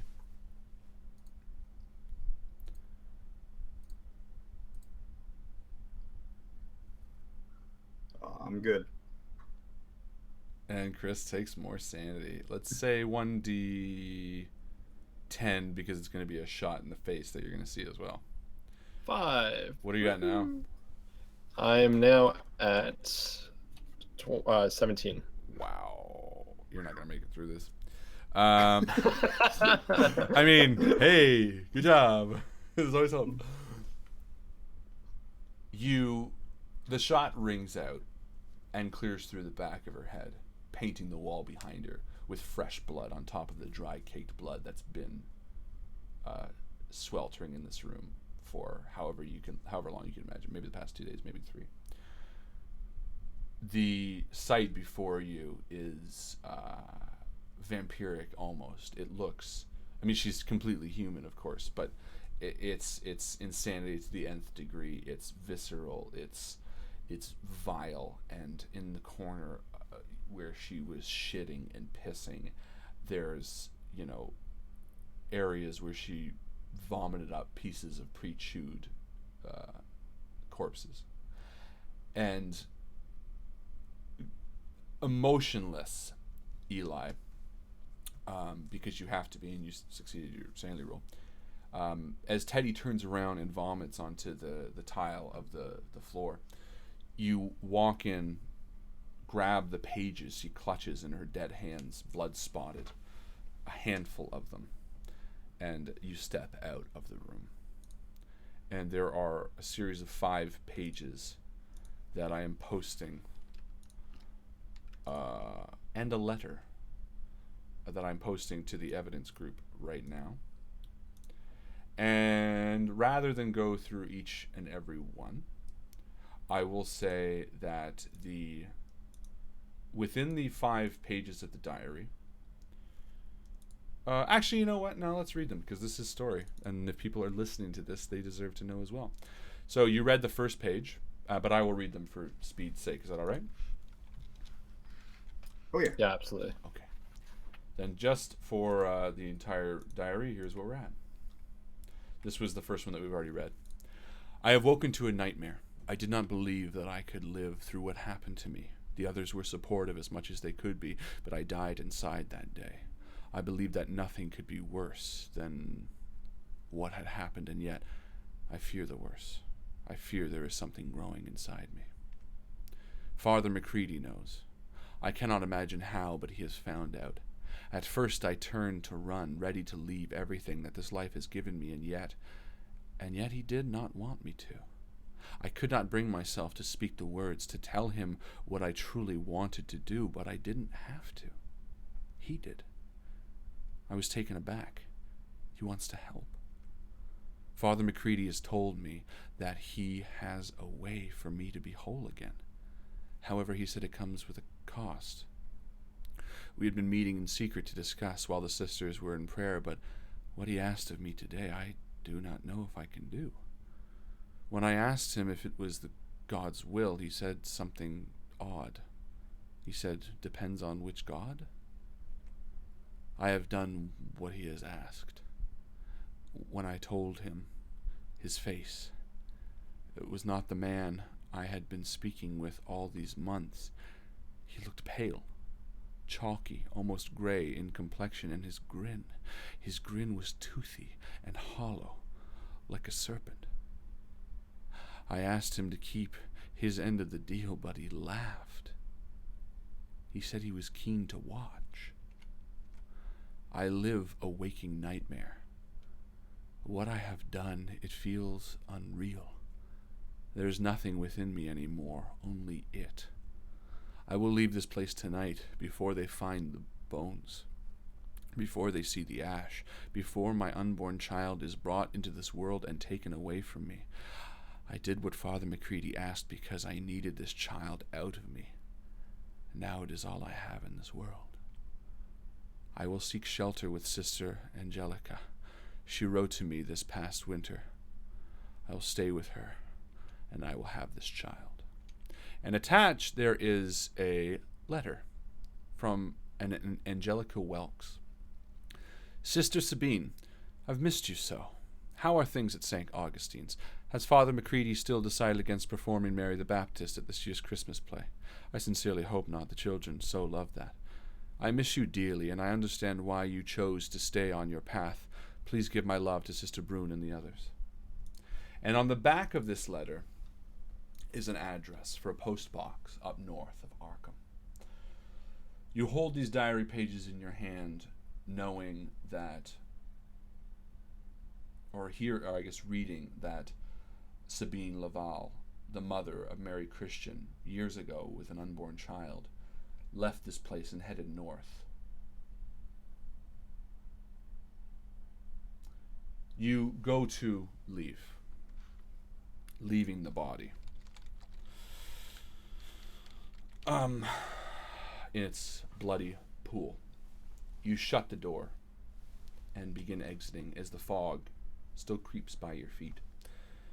Silently and contemplatively, you head back down the stairs to the reception area. You head to the lobby. You head up the stairs to the front entrance, and you head out the door, thinking about what the next step is. You're overcome by by just being exhausted. And as you head towards the red light of the taxi cab, you consider what step will be next. And without the energy or even the time to react, you feel a pound on the back of your head. You see the trunk of the car open. You feel your body thrown into the trunk of the car, along with the man you recognize as Max Casey. He looks at you through teary eyes, blood leaking from his nose, a gag on his mouth. You see the fear in his eyes as the two of you are thrown in the trunk of a car as it's slammed behind you. And we're going to stop there for tonight. Oops, I meant. And we're going to stop there for tonight. Nappered. Thank you so much for being here. This was Call of Cthulhu Part 2. The Witch's Mark. Next week, next Wednesday, we are in for the epic, and I seriously mean epic, conclusion to this 3-part campaign. A huge round of applause to my two favorite characters, Mr. Teddy Kane and Elijah Strong. Thank you, old Great Keeper. This is a crazy wild ride. You guys did a lot of crazy wild things tonight, and I am excited to see where this goes. Please check out the Facebook group for the evidence files. I'll be posting them there as well, but you can also check out the Discord chat for the evidence files as well if you're curious about what's all going on and if you want to see. That is it for me. Thank you guys. Thank you, the community, for hanging out and watching and making us keeping us wanting to do this awesome stuff. Telling these stories is so great. There is nothing more inspiring than seeing the feedback and the way you guys get involved in these stories. There's nothing that makes me want to create more and more stories of Call of Cthulhu. So, like I said at the beginning, you want to see more of this stuff, share it. Tell us. The more people that join, the more people that say, oh my God, you guys, I love this episode of Numenera, or I join you guys because of Draftskew Secret. The more people that come in and appreciate what we're doing, the more we want to do it. Because, like I said, this is no longer and never has been about financial gain. This is not about doing something for the money. This is about doing what the hell? Oh shit, sorry, Michael. I pay you, but that's out of my own pocket. All right. This is about doing something for you guys and doing something with you guys. So please let us know if you like it and share it with your friends. Have a great, fantastic weekend. It's my birthday. I'm on vacation. I'm going to the cottage tomorrow. These guys are coming to the cottage on this weekend. We are gonna have so much fucking fun. Do you know those escape rooms that these guys have all been posting? Alex and his wife Karma bought me that for my birthday. A set of 4 escape rooms. I know, it's called like Escape the Room, the box or whatever. It's not the exit ones, it's just a different one. But I figured, oh my god, we're gonna do this. We're gonna get drunk. We're gonna lock ourselves in like a room, and then I figured what we'll do is we'll like split up and we'll like time ourselves, like do 5 and 5, and then mix up the groups, and it's gonna be crazy. I am so excited for this weekend. I hope you guys have a fun weekend as well. Thank you so much for hanging out, and as always, like Chris likes to say, we'll see you around the table. We'll see you around the table, guys. Good night. 3, awesome. Thanks, Harlan. That was fantastic.